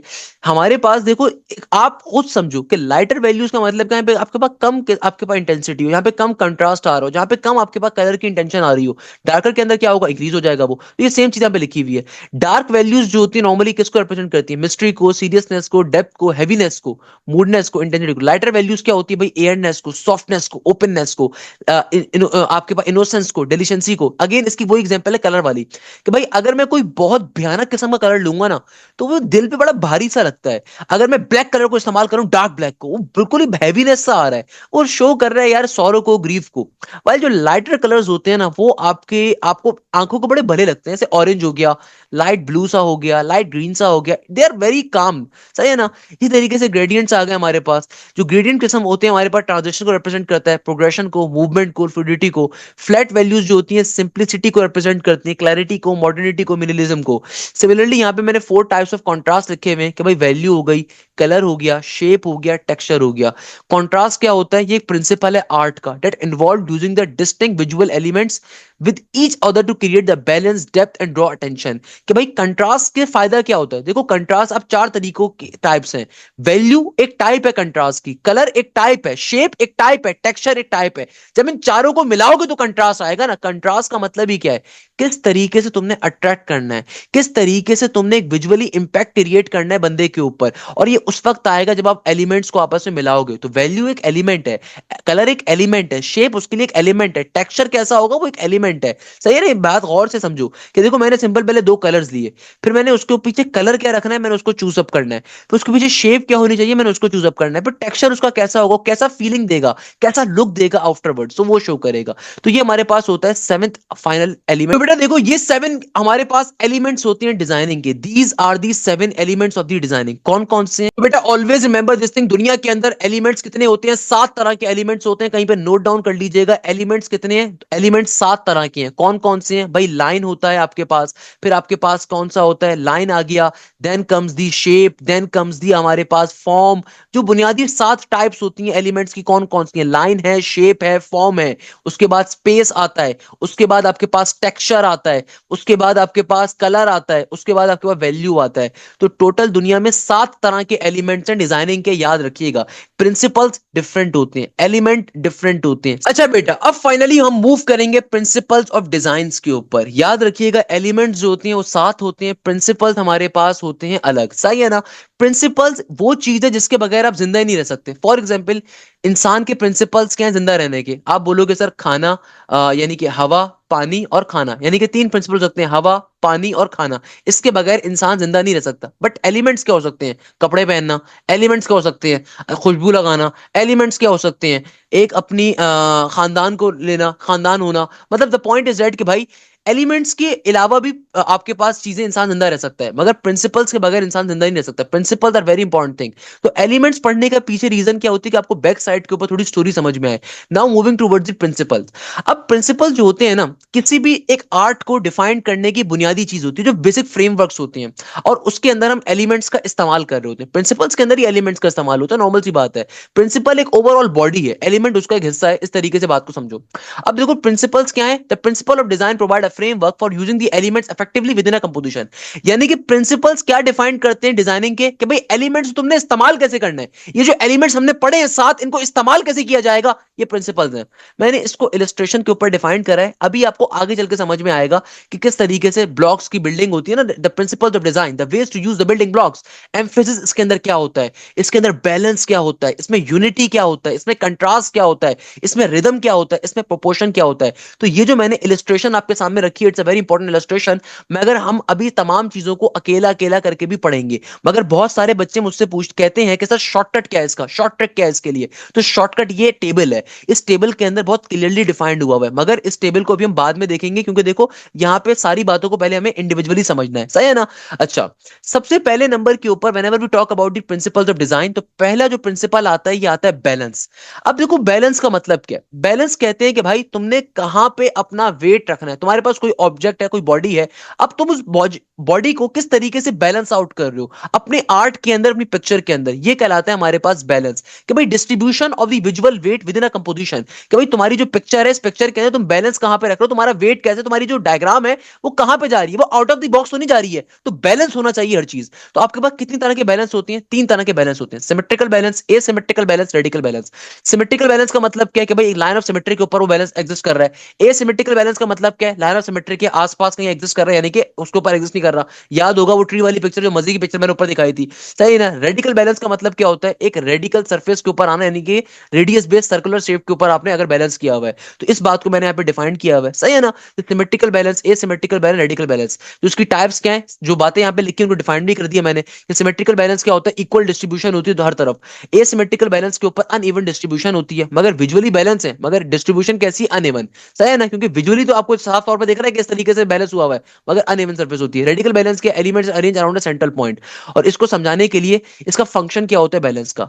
बैलेंस जो होती है स्टेबिलिटी लेकर आता है। सही है ना? इस बात को मैंने आपको ऊपर ही बताया था कि लेट सपोज आपके पास सिमेट्रिकल बैलेंस क्या है, कि देखो एक घर की पिक्चर है, इसको गौर से देखो, इसको मैं जूम इन करता हूं। आपके पास फॉर एग्जांपल ये घर की पिक्चर आ रही है, और से देखिएगा। ये घर की पिक्चर आ रही है, यहाँ पे देखो एक तरफ एक झाड़ी है, एक तरफ एक झाड़ी है, एक तरफ एक खिड़की, एक तरफ एक खिड़की, एक तरफ देखो एक डॉट, एक तरफ एक डॉट, एक तरफ देखो एक तरफ। ये सिमेट्रिकल बैलेंस हो गया। सही है ना? ये लाइन ऑफ सिमेट्री बीच में आ रही होगी, इसके दोनों तरफ आपने इक्वल चीजें करी हुई है। एसिमेट्रिकल बैलेंस में क्या है? दरख्त एक तरफ आ गया, सही है ना, झाड़ियां इस तरफ आ गई, पत्थर भी आ गया, कोई मसले की बात नहीं। तो यहाँ पे देखो हम लोगों ने इसको शेप को शो भी करा, एसिमेट्रिकल बैलेंस कहलाएगा। रेडिकल बैलेंस क्या होता है? जो अराउंड दी आपके पास सर्कल के ऊपर मिलता है, उसको रेडिकल बैलेंस कहते हैं हम लोग। क्लियर है? तो ये रेडिकल बैलेंस हमारे पास एक टायर की शेप में मैंने शो किया हुआ है। तो बैलेंस का फंक्शन क्या होता है? जैसे मैंने आपको बताया कि भाई ये बैलेंस का बेसिक पर्पस ये क्या? स्टेबिलिटी लेकर आना पिक्चर के अंदर। आर्ट के अंदर जो मेरा कला है उसके अंदर एक स्टेबिलिटी लेकर आना, आंखों को भला लगना। सही है ना? ओवरवेलमिंग डिजाइन ना हो, एक ही सिंगल एलिमेंट सब सारी चीजों पर हावी आ जाए, हर चीज एक मैना रवि के अंदर हो। अच्छा, then comes the contrast. Contrast is very important. अभी कलर को पढ़ा था ना, वैल्यू को पढ़ा था, कंट्रास्ट देखो। कंट्रास्ट होता है कि भैया हमारे पास जो एलिमेंट्स है ना, कलर के अंदर, साइज के अंदर और शेप के अंदर, जो मैंने आपको ऊपर डायग्राम बताई थी, डायग्राम बेसिकली यहाँ पे मौजूद होनी चाहिए थी, कि चार टाइप्स ऑफ कंट्रास्ट जो होते हैं।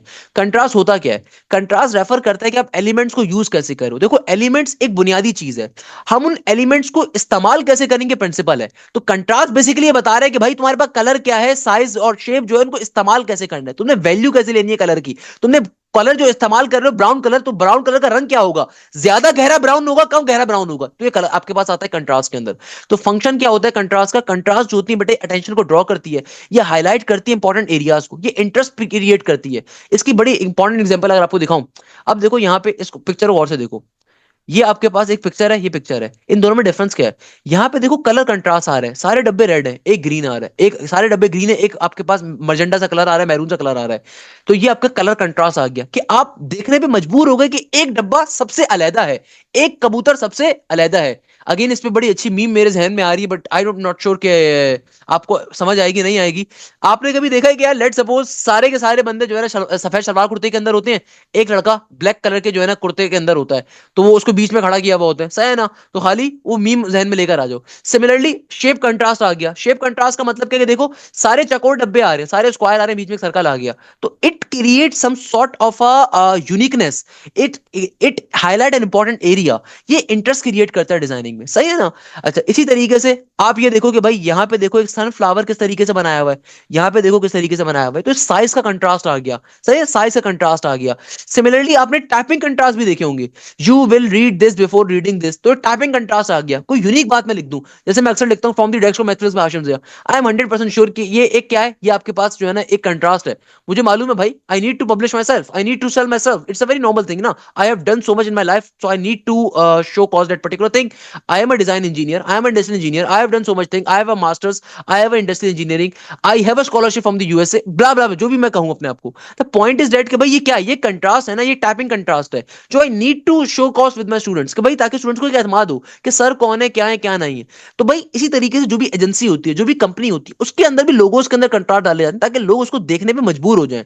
तो भाई हाई कंट्रास्ट क्या होता है? Make design stands out, low contrast creates subtle harmonious composition. ये बेसिक इसके फंक्शंस आ गए। तीसरे नंबर के ऊपर जो प्रिंसिपल आता है डिजाइनिंग का, इसका नाम होता है एम्फेसिस। एम्फेसिस होता क्या है यार? ये एक क्रिएट करता है फोकल पॉइंट को, यानी कि एक ऐसा पॉइंट जहां पे डायरेक्ट, जहां पे जो है ना एक व्यूअर की अटेंशन आ जाए, अटेंशन को ग्रैब करने वाली चीज का होना, हुक मारना, मार्केटिंग में उसको कहते हैं हुक करना।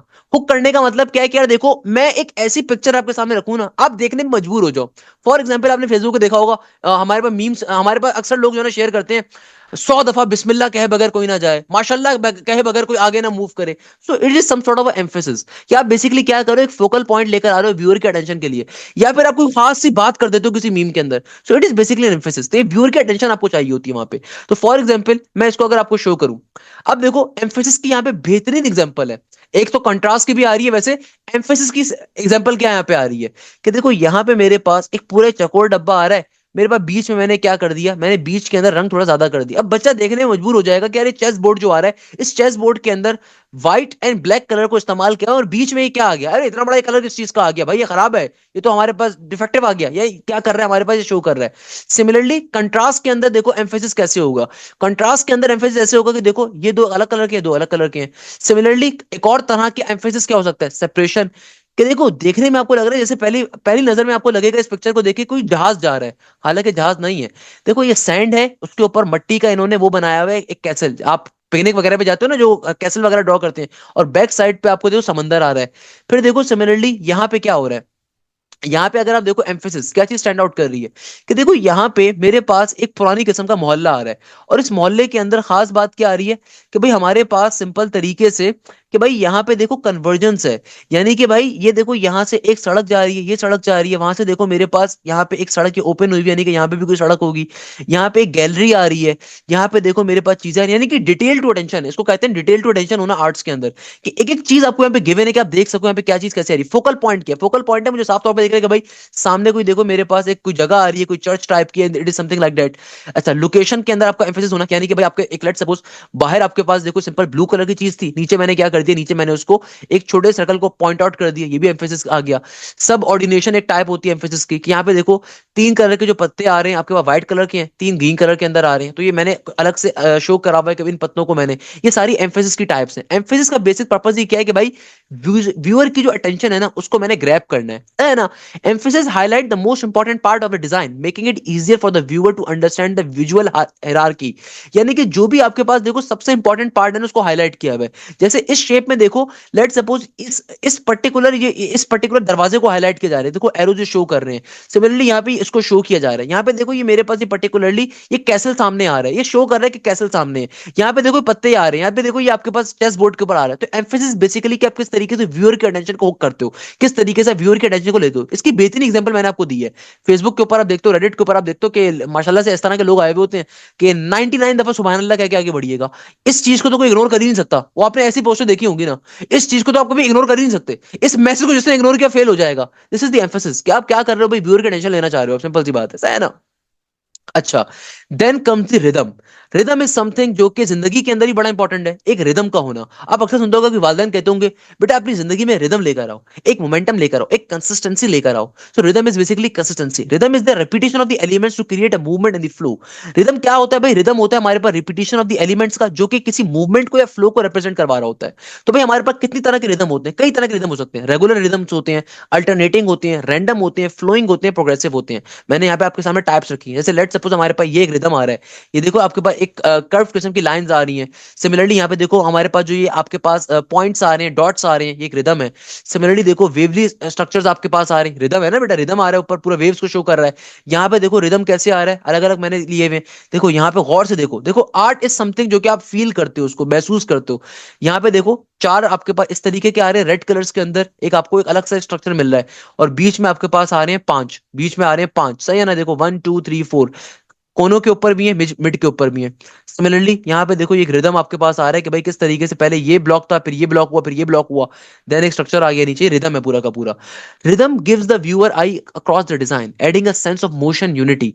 रिदम आपको एक मोशन देता है, यूनिटी देता है, सही है ना। रिदम आपको क्या दे रहा है, मोशन यूनिटी के बारे में बता रहा है। फॉर एग्जाम्पल मेरे पास एक डायग्राम आ रही है, again illustration is a very important thing.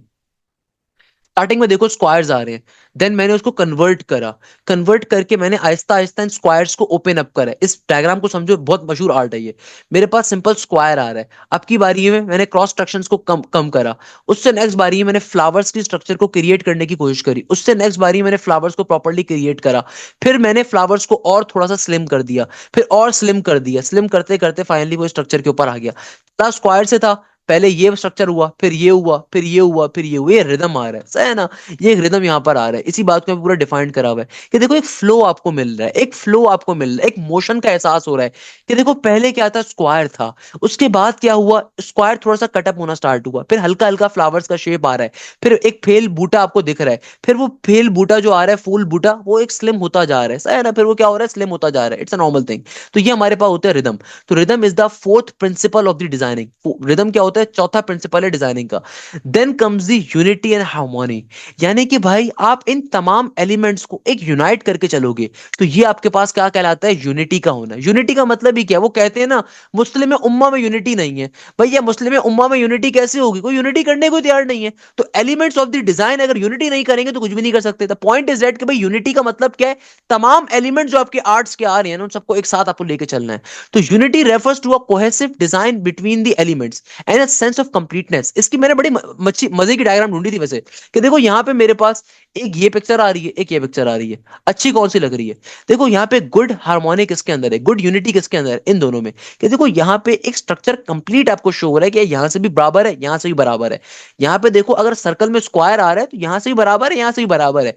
यहाँ पे देखो, यहाँ पे एक स्क्वायर के अंदर एक ट्राइंगल अजीब तरीके से बनाया हुआ है, थोड़ा सा तिरछा सा, ऑल्दो ये भी अच्छा डिजाइन हो सकता है, मगर according to arts is not good, है ना। सिमिलरली देखो सर्कल है, ये कोना बिल्कुल ही बाहर जा रहा है, देखो कोना बिल्कुल ही बाहर जा रहा है, यानी कोना देखो बिल्कुल ही बाहर जा रहा है। तो it's not a good type of a design, तो लैक ऑफ हार्मोनी आ रही है, सही है ना। यानी कि भाई आप जो अरेंजमेंट करते हो पार्ट्स के, वो पार्ट्स के अरेंजमेंट तरीके से होने चाहिए। Always remember this thing, what is the fifth principal of the designing, it is a unity and harmony. Unity का मतलब होता है कि भाई जितने भी एलिमेंट्स आपने पढ़े हैं डिजाइन के, उन सबको एक साथ लेकर आओ, एक साथ लेके चलो। हार्मोनी का मतलब होता है कि भाई जो पार्ट्स हैं उनको तरीके से अरेंज करना। जैसे मैंने एग्जांपल शो करी कि यहाँ पे देखो पार्ट्स कैसे अरेंज हुए हुए और यहाँ पे कैसे पार्ट्स अरेंज हुए हुए। वो एक अलग डिबेट है कि भाई कौन सा वाला सर, ये वाला ज्यादा अच्छा लग रहा है मुझे, तो वो एक अलग डिबेट है, मैं आपके पास तस्लीम कर सकता हूँ। मगर हार्मोनी कहते हैं तरीके से अरेंजमेंट ऑफ द पार्ट्स को देखो, यहाँ पे पार्ट्स कैसे तरीके से अरेंज हुए हैं हर तरफ से बराबर, यहाँ पे नहीं हुए हुए।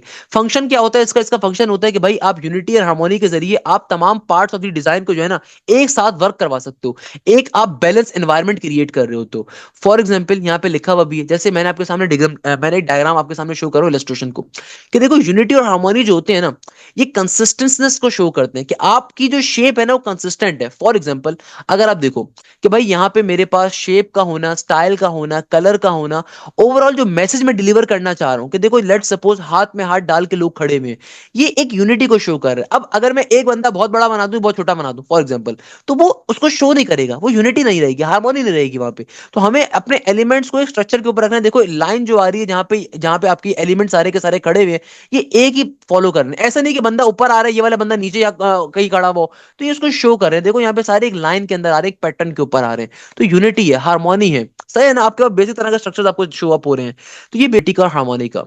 Then comes the proportion. Proportion is a very important thing. अक्सर लोगों को मालूम ही नहीं होता proportion क्या होता है। proportion हमारा बेसिक प्रिंसिपल है डिजाइनिंग करते वक्त। प्रोपोर्शन का मतलब क्या है कि भाई एलिमेंट्स का आप साइज कैसे रख रहे हो दूसरे के मुकाबले में। इसकी एग्जांपल पता है क्या है? इसकी एग्जांपल ये है, फॉर एग्जांपल मैं कहता हूं टाइटल, और साथ में मैंने दो छोटे से ब्लॉक्स को यहां पे बनाया, तो ये it can be a good title, it can be a good figure, it can be a good art. मगर यहां पे देखो मैंने टाइटल को छोटा कर दिया जो मेरी एक्चुअल पढ़ने वाली चीज थी, और मैंने इन दोनों बॉल्स को बहुत बड़ा कर दिया। तो इसका मतलब क्या है? प्रोपोर्शन, मैंने एक चीज का दूसरे प्रोपोर्शन मैंने सही नहीं कंसीडर करा, कि देखो जिस चीज को मुझे पढ़वाना था ना, जो मेरी आर्ट के अंदर जो मैं विजुअली अपीलिंग चीज थी, उसको मैंने बैक साइड पे डाल दिया, और जो विजुअली इतनी अपीलिंग चीज नहीं थी उसको मैंने फ्रंट पे कर दिया। तो ये प्रोपोर्शन इसको आपको बताता है कि प्रोपोर्शन कहता है कि भाई तुम्हें अपने एलिमेंट्स का साइज क्या रखना है एक दूसरे के मुकाबले में, ये प्रोपोर्शन है। तो प्रोपोर्शन जो होता है ये आपको क्या क्रिएट करता है? अगेन बैलेंस क्रिएट करता है, कंसिस्टेंसी क्रिएट करता है, और एक विजुअली अपीलिंग फैक्टर क्रिएट करता है कि भाई जो पढ़ने वाला है, जो देखने वाला है, जो उस आर्ट को महसूस कर सकता है, वो गौर से समझे बात क्या हो रही है यहाँ पे, एस्थेटिक वाइब्स को लेकर आता है। For example principles of design and proportions के अंदर आप खुद देखो, मैंने एक यहाँ पे बॉल ली और एक छोटी बॉल ली। अब देखो प्रोपोर्शंस यहाँ पे क्या शो कर रहा है कि भाई आपका सेंटर ऑफ ऑब्जेक्ट क्या था। अब अगर मैं इस डिजाइन को बहुत छोटा कर देता, बॉल को बहुत बड़ा कर देता, तो ये प्रोपोर्शन के खिलाफ हो जाता है। तो प्रोपोर्शन क्या शो कर रहा है कि भाई तुमने दोनों चीजों का बड़ा ख्याल रखना है, तुमने दोनों चीजों को बड़े तरीके से लेके चलना है। तो that is how proportion basically work. Okay, अच्छा, नेक्स्ट कम दी मूवमेंट। हमारे पास जो नेक्स्ट प्रिंसिपल आता है डिजाइनिंग के अंदर, इसका नाम क्या है? इसका नाम है मूवमेंट। अब मूवमेंट का मतलब क्या? आप डायग्राम में देखते हो, आप मूवीज में देखते हो, कोई पिक्चर मूव कर रही है, कोई बंदा मूव कर रहा है, तो वो जो चीज है ना वो मूवमेंट के अंदर आती है, ताकि भाई जो भी आपके पास उस आर्ट को देखने वाला है, उसको महसूस करने वाला है, उसको गौर से देख सके, वो उसको अपील कर सके, वो मूवमेंट उसको। पर्पस क्या होता है मूवमेंट का? भाई ये क्रिएट करती है फ्लो को, making the design more dynamic. It can be achieve through line, shape, colour and other elements, है ना? अच्छा, सेकंड नंबर के ऊपर मैंने यहाँ पे एक बड़ी मजे की डायग्राम आपके लिए डायग्राम भी बनाई कि movement in the art refers the way an artist create the illusion of the motion और एक्शन स्टैटिक इमेज। भाई एक स्टैटिक इमेज को अगर आप उसमें इल्यूजन लेकर आ रहे हो, उसमें मोशन लेकर आ रहे हो, that mean you are a real artist. आप में से बहुत से लोग डिजाइनिंग करते होंगे, आई होप। तो भाई आप एक बैठी हुई इमेज को, एक स्टैटिक इमेज को अगर आप उसमें मूवमेंट को शो करवा पा रहे हो ना, that means you are real artist. जैसे लेट सपोज ये पिक्चर है, मैं इस पिक्चर को देखो, आप कितने तरीके से इसको डिजाइन करा हुआ है। एक बंदा भाग रहा है, ऑफिस के लिए लेट हो रहा है, तो भाई ये मूवमेंट एक स्टैटिक इमेज है, बट मैंने उसको शो करवा दिया कि भाई ये बंदा क्या कर रहा है, मूव कर रहा है। सिमिलरली पीओडब्ल्यू, ये सिंबल आप अक्सर कार्टून नेटवर्क के ऊपर या कहीं पे देखते थे मूवीज के दरमियान, कि किसी के सर पे कोई चीज पड़ गई तो पीओवी आ गया, या बैम करके किसी सर पे डंडा पड़ गया तो बैम आ गया। तो ये मूवमेंट के एहसास को शो करता है। इंप्लाइड मूवमेंट यानी कि मिडिल ऑफ द डांस, अपने डांस को शो कर रहे हो, कि मूवमेंट की टाइप है। कोई चीज फॉल आउट कर रही है, ये आपके पास क्या आ रहा है? इंप्लाइड मूवमेंट आ रही है, सही है ना? रिदमिक मूवमेंट का मतलब क्या है? कोई गाने के अंदर जिस तरह ये खवातीन आ रही होती है, गाने के अंदर इस तरीके के सिंबल्स आ रहे होते हैं, रिदमिक मूवमेंट है, यानी कि आपकी जो कैसेट चल रही है। सिमिलरली ऑप्टिकल मूवमेंट, इस तरह की आपने अक्सर वो पेशतर देखी होंगी कि भाई फेसबुक वगैरह के ऊपर, कि कोई बंदा इस डायग्राम को जरा 2 मिनट तक गौर से देख के दिखाए, और सही बात है भाई, अगर आप इसको गौर से देखोगे ना तो आपका चक्कर आ जाएंगे। ये कहलाती है optical movement. It's a very key aspect of the art subject, कि यार इस तरह की जो शेप होती है, जो ऑप्टिकल मूवमेंट की शेप होती है, आप इसको थोड़ी देर देखोगे ना, आप घूम के रह जाओगे। तो ये मूवमेंट ही तो है, कि देखो किस तरीके से बनाया हुआ है। आप गौर से देखो, आपको सेंटर पॉइंट यहाँ पे दिख रहा होगा, आप गौर से देखो, रेडिकल मूवमेंट के अंदर ये आपको आपको दिख रहा है, सेंटर पॉइंट को आ रहा है। ये ऑप्टिकल मूवमेंट कहलाता है। ये बड़ा मशहूर सब्जेक्ट है बेटा आर्ट्स के अंदर। तो ये मूवमेंट की टाइप है, बेसिक प्रिंसिपल है आर्ट्स का, है ना, मूवमेंट। तो हमारे पास जो मूवमेंट का प्रिंसिपल होता है क्या कहलाता कहलाता है कि भाई किस तरीके से आप अपनी पिक्चर के अंदर मोशन को लेकर आ रहे हो, इल्यूजन को लेकर आ रहे हो, किस तरीके से आप एक्शन को शो करवा रहे हो अपनी स्टैटिक इमेज के अंदर, it's a movement. We have covered the movement concept. तो बेटा याद रखिएगा, these are the principles of the designing. Total कितने प्रिंसिपल्स होते हैं डिजाइनिंग के? 7 होते हैं। पहले नंबर के ऊपर कौन सा प्रिंसिपल होता है? बैलेंस का होना, पहले नंबर पे बैलेंस आता है। दूसरे नंबर पे प्रिंसिपल क्या है? कंट्रास्ट होता है। तीसरे नंबर पे प्रिंसिपल क्या होता है डिजाइनिंग का? एम्फेसिस है, किस तरीके से आप व्यूअर की एक अटेंशन को फोकल पॉइंट के ऊपर लेकर आ रहे हो, किसी खास जगह पे उसकी अटेंशन को लेकर आ रहे हो, एम्फेसिस कर रहे हो। चौथे नंबर के ऊपर होता है रिदम। रिदम कैसे लेकर आ रहे हो आप अपनी पिक्चर के अंदर, रिदम कैसे लेकर आ रहे हो अपने आर्ट के अंदर। पांचवें नंबर के ऊपर होता है हमारे पास यूनिटी का होना, हार्मोनी का होना। छठे नंबर के ऊपर हमारे पास होता है बेटा प्रोपोर्शन, किस प्रोपोर्शन में एक वैल्यू दूसरे के ऊपर एग्जिस्ट कर रही है, प्रोपोर्शन का होना। सातवें नंबर के ऊपर हमारे पास फाइनली मूवमेंट या फिर मोशन का आता है प्रिंसिपल। याद रखिएगा एलिमेंट्स के अंदर और प्रिंसिपल में डिफरेंस क्या है। Elements are the basic structures, elements are the basic elements, elements are the basic things, सही है ना। प्रिंसिपल्स आर दोज फैक्टर्स जो कि उन एलिमेंट्स को गवर्न करते हैं। प्रिंसिपल्स आर दोज फैक्टर्स जिनके ऊपर एलिमेंट्स बनाए जाते हैं, जिनके ऊपर एलिमेंट्स को यूज किया जाता है। Principles are those things. तो टोटल आपके पास 7 ही एलिमेंट्स है, 7 ही प्रिंसिपल्स है। अब देखो इस डायग्राम को, अब आपको समझ में आएगी। जो डायग्राम मैंने स्टार्टिंग में बनाई थी ना, ये बड़ी मेहनत की डायग्राम है। यहाँ पे हमने यही बातें लिखी हुई हैं सारी की सारी। एम्फेसिस क्या होता है कि देखो, creating a hierarchy of the focal point to guide a eye to a specific element by utilizing a colour, contrast, proportion, rhythm. कि भाई तुम्हारे पास एम्फेसिस क्या है? व्यूअर की अटेंशन एक जगह पे लेकर आना। तो देखो ये इसीलिए किया मैंने, रेड कलर मैंने कर दिया, मैंने 3-4 सर्कल्स बनाए, उसमें एक को ब्लैक कर दिया। दो डायग्राम बनाई, एक को मैंने देखो, एक की मैंने बाउंड्री ब्लैक से सेट कर दी और अंदर डार्क ब्लू कलर कर दिया। फिर बैलेंस हमारे पास आता है कि भाई आप जो भी वैल्यूज ले रहे हो उनको एक तरीके से अरेंज अप करो। जैसे लेट सपोज यहाँ पे इसको मैंने एग्जांपल्स भी शो अप करवाई कि देखो यहाँ पे आपके पास ये फिगर और इस फिगर में देखो बैलेंस हुआ हुआ है, इस फिगर और इस फिगर में क्या है? बैलेंस हुआ हुआ है। आपके ऊपर डिपेंड करता है आर्ट को पढ़ते कैसे हो। यहाँ पे मुझे शक्ल दिख रही है, आपको क्या दिख रहा है? यहाँ पे मुझे क्या दिख रहा है? यहाँ पे मुझे अगेन एक शक्ल टाइप की कोई चीज दिख रही है। यूनिटी क्या होता है? फिर यूनिटी आ गया कि भाई aligning all the separate elements to work together in harmony through a pattern, balance and rhythm is known as the unity. जैसे यहाँ पे देखो हमने तमाम एलिमेंट्स तक अरेंज करा हुआ है, सेपरेट एलिमेंट्स को एक तरीके से करीब लेकर आए हैं। जैसे यहाँ पे एक हमने देखो इस डायग्राम के अंदर कि भाई यहाँ पे आपके पास एक सर्कल पे कलर नहीं हुआ हुआ, इस सर्कल पे कलर नहीं हुआ हुआ, यहाँ पे सर्कल फिलअप हुआ, इनको कैसे मैंने अरेंज करा है, यूनिटी है। कंट्रास्ट देखो कैसे लेकर आया जा रहा है। कंट्रास्ट हमारे पास एक बेसिक प्रिंसिपल होता है इसका डिजाइनिंग का। कंट्रास्ट देखो यहाँ पे और यहाँ पे, और इस पिक्चर में देखो ये सफेद पिक्चर है, ये ब्लैक पिक्चर है, जबकि यहाँ पे हमने दोनों को मिक्सअप करके कैसे कर रहे हैं। रिदम हमारे पास क्या होता है? Direct the I through form the use of repetition of shapes, यानी कि जो शेप्स आ रही हैं उनके अंदर रिदम लेकर आऊं। ये भाई लेट सपोज लाइनें देखो, लाइनें एक पैटर्न को फॉलो करते हुए जा रही हैं, ये सर्कल्स हमारे पास एक पैटर्न को फॉलो अप करते हुए जा रहे हैं। ये सारा का सारा रिदम के अंदर आता है ना। प्रोपोर्शंस क्या होता है? प्रोपोर्शंस अगेन वही चीज आ गई हमारे पास, प्रोपोर्शंस आ रहे हैं। फिर वैरायटी आ रहा है, वैरायटी यानी कि मोशंस आपके पास कह लो आप इसको। Utilising the different shape, colour and texture to keep the overall image interesting, also add with creating a focal point, है ना। तो वैरायटी आ गई हमारे पास, जितनी तरह की शेप्स आ रही हैं। तो ये सारी की सारी हमारे पास ये बेसिक प्रिंसिपल्स हैं। ये बेसिक प्रिंसिपल्स हो गए, रिदम का हो गया, बैलेंस का हो गया, यूनिटी का हो गया, प्रोपोर्शन का हो गया, कंट्रास्ट का हो गया, डोमिनेंस का हो गया। ये सारे बेसिक प्रिंसिपल्स होते हैं। तो इनकी आपने बड़े तरीके से देखो तैयारी करनी है। और इसके ऊपर फिर मैं आपको आज की क्लास के कुछ एमसीक्यूज भी करवा देता हूं। मगर रिमेंबर दिस थिंग, मैंने देखो बड़ी मेहनत से ये कोर्स कंटेंट आपके लिए तैयार करा है। आपको कहीं पे भी कोर्स कंटेंट नहीं मिलेगा, I can bet you one thing. मैं इस तरीके से एटलीस्ट नहीं मिल रहा होगा, इतनी भी गारंटी दे सकता हूं। मगर याद रखिएगा इस कोर्स कंटेंट को मैंने प्रिपेयर क्यों करा है? ताकि तमाम स्टूडेंट्स की तैयारी कर सकें, डिजाइन एप्टीट्यूड के टेस्ट की तैयारी कर सकें। Since I am industrial engineer, so I thought कि यार मुझे ये काम करना चाहिए अब तमाम लोगों के लिए। सो मैंने इसमें बड़ी मेहनत करी है इलस्ट्रेशन के साथ। तो आपका आज का होमवर्क क्या है कि भाई जितने भी एलिमेंट्स होते हैं डिजाइनिंग के, इनको कवर अप करो। जितने भी प्रिंसिपल्स होते हैं डिजाइनिंग के, इनको कवर अप करो। ये आपका सबसे इंपॉर्टेंट काम है आज की क्लास का, कि एलिमेंट्स और प्रिंसिपल्स को तरीके से बैठ के कवर करो, तरीके से बैठ के मेमोराइज करो, तरीके से बैठ के इसकी पिक्चर्स। मैंने कोशिश तो ये करी है कि बेतहाशा इलस्ट्रेशंस आपके लिए करवाऊं, आपने मजीद इलस्ट्रेशन खुद से निकालनी है। वैसे बाय द वे जब आप इस डायग्राम को मैं मूव कर रहा हूं ना, तो ये आपको पिक्चर हिलते हुए दिख रही होगी। That's how the art work. ये ब्यूटी होती है बेटा आर्ट की। अगर आप इसको गौर से देखोगे, बीच वाली पिक्चर हिल रही है, सही है ना। तो खैर, आपने आज की क्लास आपका मेन होमवर्क किया एलिमेंट्स और प्रिंसिपल को कवर करना। मेरी तरफ से कोशिश है कि इंशाअल्लाह आपके आने वाले दिनों में डिटेल लेक्चर में रोज रोज अपलोड कर रहा हूँ, तो आपने इसको गो थ्रू करना है। अगर आपने चैनल को शेयर नहीं करा हुआ, लाजमी तौर पे दोस्तों का शेयर करना है। अब देखो इस कॉन्सेप्ट से पेपर में क्वेश्चन किस तरीके से आएंगे, जरा उसको भी देख लेते हैं। पेपर में एमसीक्यूज कैसे आएंगे डिजाइन एप्टीट्यूड के। फॉर एग्जाम्पल सबसे पहले नंबर के ऊपर एमसीक्यू आता है, which of the following is not an element of, which of the following is not an element of the design. अब हमें पता है कि भाई एलिमेंट कौन कौन से होते हैं, 7 किस्म के एलिमेंट्स होते हैं डिजाइनिंग के। अब पहले क्वेश्चन में एग्जामिनर पूछ ही क्या रहा है, डिजाइनिंग के एलिमेंट बताओ भाई। अब बच्चे को मालूम होना चाहिए भाई डिजाइनिंग के एलिमेंट्स कौन कौन से होते हैं। भाई वैल्यू पढ़ा था, कलर होता है, वैल्यू होती है, टेक्सचर होता है, शेप होती है, फॉर्म होती है, इसके अलावा स्पेस होती है, इसके अलावा लाइन होती है। ये सारे के सारे क्या हैं, ये हमारे पास डिजाइन के एलिमेंट्स होते हैं। अब देखो एग्जामिनर क्या कह रहा है, which of the following is not a element of the design. तो बेटा जो बैलेंस होता है ना, तो बैलेंस एक प्रिंसिपल है। बैलेंस का मतलब क्या है, देखो बैलेंस एक प्रिंसिपल है, और बैलेंस के जरिए मैं फॉर्म, कलर, लाइन तीनों को बैलेंस कर सकता हूं, मैं एक कंसिस्टेंसी ला सकता हूं। तो याद रखिएगा, जो लाइन हो गया, शेप हो गई, फॉर्म हो गया, कलर हो गया, टेक्सचर हो गया, स्पेस हो गया, ये सारे के सारे एलिमेंट्स हैं।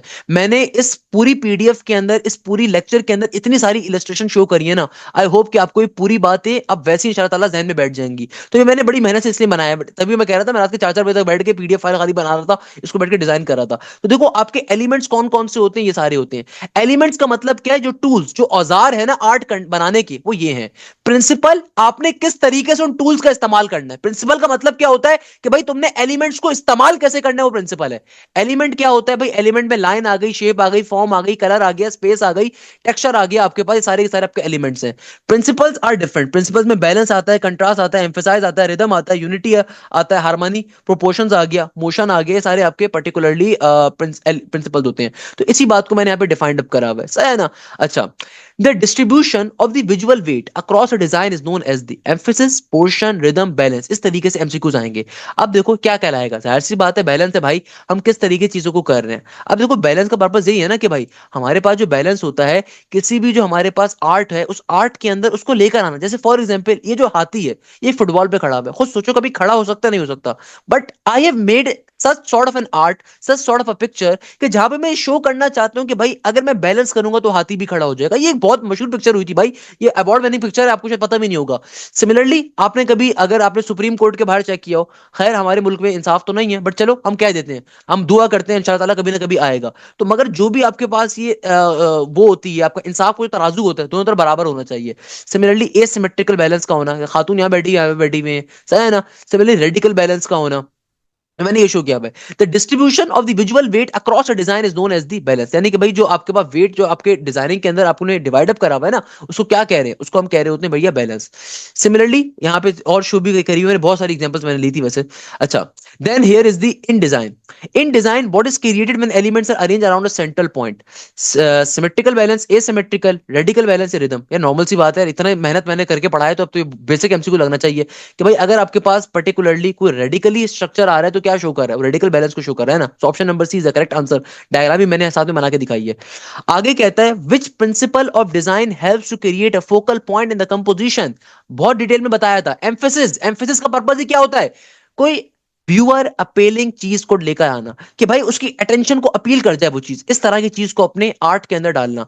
फॉर एग्जाम्पल यहाँ पे देखो मैंने बहुत डायग्राम्स का इस्तेमाल करा है। लेट सपोज देखो ये आपके पास क्या आ रही है, डोनट्स टाइप की पिक्चर्स आ रही है, डोनट डोनट डोनट डोनट्स। यहाँ पे देखो सारी ब्लैक के अंदर है, एक रेड में आ रही है, तो जाहिर सी बात है पहली नजर आपकी इस पे पड़ेगी। इंसान की जो आंख है ना, उसमें ऊपर वाले ने कुदरत रखी है। आप कभी भी किसी स्टोरी को भी अगर आप पढ़ते हो, कभी हैरी पॉटर की कोई भी किताब आप पढ़ते होगे, डैन ब्राउन का नॉवल, कोई हैरी पॉटर, को ट्वाइलाइट, आप देखो ऊपर वाले ने आपकी आंख में कुदरत डाली है। आप सबसे पहले जब पेज को आप देखते हो ना, तो आपकी आंख कोई अनयूजुअल पैटर्न को पिक करती है हमेशा, तो ये एम्फेसिस कहलाता है। ये आर्ट के अंदर इसका बड़ा इस्तेमाल है तभी तो। सिमिलरली यहाँ पे देखो सारे पत्थर ब्लैक है, एक क्या है इनमें, सारे यहाँ पे देखो नमाजों की आ रही है, किस विंडोज आ रही है, सारी एक शेप में आ रही है, ये वाली शेप उल्टी भी है, और आपके पास ऑरेंज कलर के अंदर भी, तो एम्फेसिस कहलाता है, सही है ना। अच्छा, एक और क्वेश्चन जो हमारे पास इसके ऊपर जैसे आएगा, द लाइटनेस और darkness of a colour is referred as the. मैंने बहुत डिटेल में पढ़ा है आपको, क्या कहते हैं बेटा, वैल्यू कहते हैं। वैल्यू का पर्पस ही होता है, सही है ना बेटा। क्या कहते हैं, वैल्यू कहते हैं। वैल्यू क्या डिफाइन करें, जैसे भाई आपके पास लाइट से आप डार्क के ऊपर जा रहे हो, तो हमारे पास सिंपल तरीके से डिग्री ऑफ लाइटनेस और डार्कनेस जो है ना, वो हमारे पास क्या होती है, वैल्यू होती है, सही है। अच्छा, then When elements are repeated in a design to create a sense of movement, it is called rhythm, balance, unity, emphasis. याद रखिएगा बेटा, कभी भी दुनिया के अंदर एलिमेंट्स को अगर रिपीट कर रहे हो elements in order to create a sense of movement, ये क्या कहलाएगा? अरे भाई रिदम कहलाएगा ना, इसी बात को डिस्कस किया था। क्या कहलाएगा? रिदम कहलाएगा। रिदम के अंदर होता ही क्या है कि भाई एक रिदम का आना, एक रिदम का आना यानी कि भाई वैल्यूज को एक साथ अरेंज जब आप करते हो तो मूवमेंट का एहसास क्रिएट होता है। जैसे यहाँ पे आपके पास हो रहा है, यहाँ पे आपके पास हो रहा है, ये देखो एक मूवमेंट आपको शो हो रही है ना, एक मूवमेंट आपको मिल रही है, तो रिदम हो रहा है आपके पास। देन हमारे पास था which design element refers to the surface quality. Texture होता है यार, मतलब इसमें जाने की जरूरत इतनी डिटेल में जो कॉन्सेप्ट मैंने दिया था, क्या कहलाता है? टेक्सचर कहलाता है। अगेन टेक्सचर की देखो मैंने कई सारी टाइप्स लिखी है सामने। एक टेक्सचर की टाइप है ये टेक्सचर, ये टेक्सचर, ये टेक्सचर, ये टेक्सचर, हर तरह का टेक्सचर मैंने डाला हुआ है यहाँ पे, सही है ना? तो यहाँ पे देखो फॉर्मल टेक्सचर, इनफॉर्मल, ग्रेडुलेंट टेक्सचर, सही है ना? हर तरह का टेक्सचर आ रहा है। फिर देखो एक और एमसीक्यूज आ रहा है, the three dimensional aspect that give the depth to an object is known as the. याद रखिएगा भाई, थ्री डायमेंशनल शेप किसको रिप्रेजेंट करवाती है? फॉर्म को। जो शेप होती है ना टू डायमेंशनल के लिए होती है, जो फॉर्म होती है थ्री डायमेंशनल के लिए होती है। फॉर एग्जाम्पल ये आपके पास क्यूब्स वगैरह आ रहे हैं, आपके पास चेक कर सकते हैं। A three-dimensional aspect that give the shape to an object is known as the form। तो ये हमने ऑलरेडी डिस्कस कर लिया भाई, ये फॉर्म को रिप्रेजेंट करवाने के लिए होता है ना। अच्छा, देन हमारे पास एमसीक्यूज आ रहा है, which of the following design principle assure that all part of the design work together. जाहिर सी बात है भाई, हार्मोनी का, यूनिटी का पर्पस होता है कि तमाम के तमाम चीजें, प्रिंसिपल की बात कर रहे हैं तो प्रिंसिपल क्या है? हमारे पास यूनिटी और हार्मोनी आ रहा है। तो इस तरीके से देखो ये एमसीक्यूज हमारे पास पेपर में आ रहे होंगे। मैंने हार्मोनी की यहाँ पे डायग्राम भी शो कर दी। इस तरीके से हमारे पास बेटा ये सारे के सारे एमसीक्यूज पेपर के अंदर आएंगे। I hope today's lecture should be clear. ये लेक्चर बड़ी मेहनत से मैंने तैयार किया, आपको शायद ये लग रहा होगा कि 1 घंटे की सर ने वीडियो बना दी है या 2 घंटे की वीडियो बना दी है, बट इसको बनाने के अंदर मेरे कोई 10 से 12 घंटे यूटिलाइज हुए थे। And I was working on a set video, I was working on the another playlist for the NTS and the nurse. तो मेरी वो सारी सारी डिस्टर्ब हुई, बट आई थॉट कि यार मुझे अपने बच्चों को एक चीज देनी चाहिए। अगर मुझे वो चीज बहुत अच्छे से आती है, अगर मैं खुद उस चीज के अंदर माहिर हूं, तो मुझे लाजमी बच्चों को चीज बतानी चाहिए। अगर मुझे खुद मैंने उस चीज की तालीम हासिल करी हुई है तो मुझे जरूर आप लोगों को तो शेयर करनी चाहिए। काफी सारे बच्चे क्योंकि इस चीज को लेकर परेशान चल रहे थे कि सर ये क्या होता है, क्या नहीं होता, किस तरीके से वर्किंग करता है, किस तरीके से नस्ल के आर्किटेक्चर का पैटर्न आएगा। सो भाई मेरी कोशिश है कि आपको इस तमाम चीजें पढ़ा सकूं, तमाम चीज समझा सकूं। और मैंने बहुत डिटेल में इसमें मेहनत करी है। मैंने ये देखो बड़ी मेहनत से बनाया। अब आपको ये समझ में आएगा कि ये जो डायग्राम दी डायग्राम आपको समझ में आएगी कि देखो प्रिंसिपल ऑफ जो डिजाइन होते हैं ना और जो एलिमेंट्स ऑफ डिजाइन होते हैं, दोनों मिलकर आपस में कैसे काम करते हैं। ये डायग्राम इस चीज को शो अप कर रही है कि प्रिंसिपल आपके पास जो एलिमेंट्स है उसमें कलर आ गया, टेक्सचर है, फॉर्म है, शेप है, पॉइंट आ गया, लाइन आ गई, स्पेस आ गया। ये बेसिकली प्रिंसिपल उनको गवर्न करने के लिए होते हैं, प्रिंसिपल उनके ऊपर वर्क करने के लिए होते हैं। क्लियर है? तो भाई हमने आज की क्लास के अंदर अपना पहला टॉपिक कवर किया है, इसका नाम था elements and principles of design. याद रखिएगा 30% कॉन्टेंट आएगा थ्योरी का। नेक्स्ट क्लास में इंशाल्लाह ताला गेसेट प्रिंसिपल को कवर अप करेंगे जो कल की क्लास होगी। Remember this thing, these lecture series are specially a gift from my side to all of my students. तो आपने इसको बहुत तरीके से फॉलो अप करना है। मैं कोशिश कर रहा हूँ इसके अंदर आपके लिए बहुत अच्छी इलस्ट्रेशंस लेकर आऊँ। एंड अल्हम्दुलिल्लाह ये तो मेरा बाएं हाथ का काम है, क्योंकि भाई इस चीज के ऊपर मैंने बड़ी वर्किंग करी है अपने बैचलर्स लाइफ के ऊपर भी। एंड ऑब्वियसली सी बात है भाई, मेरा तो बैचलर्स इस चीज के ऊपर है। Industrial engineering is all about the designing side. It is all about how you are managing products, how you are working on the industrial design and AutoCAD and SolidWorks and so on. So मेरी कोशिश है कि आप लोगों को इसको बहुत detail में एक्सप्लेन अप करूं, आप लोगों को एक एक चीज बहुत डिटेल में समझाऊं। सो भाई आप लोगों को पीडीएफ फाइल कर लेंगे इंशाल्लाह लेक्चर के एंड के अंदर डिस्क्रिप्शन के अंदर मिल जाएगा। नहीं तो मैं रात तक इंशाल्लाह अपलोड अप कर दूंगा। तो आपने खुद भी लेक्चर को लेना है, अपने तमाम दोस्तों के साथ शेयर भी करना है। आई होप ये लेक्चर आपको क्लियर होगा। आपको लेक्चर कैसा लगा, इसमें और मैं मजीद क्या इंप्रूवमेंट कर सकता हूं, उसको कमेंट सेक्शन में लाजमी डिफाइन करिएगा। I will be open to listen your criticism, your feedback, your kind reviews. So please लाजमी तौर पर मुझे बताइएगा। जज़ाक अल्लाह, thank you so much. Hashim Zia signing of.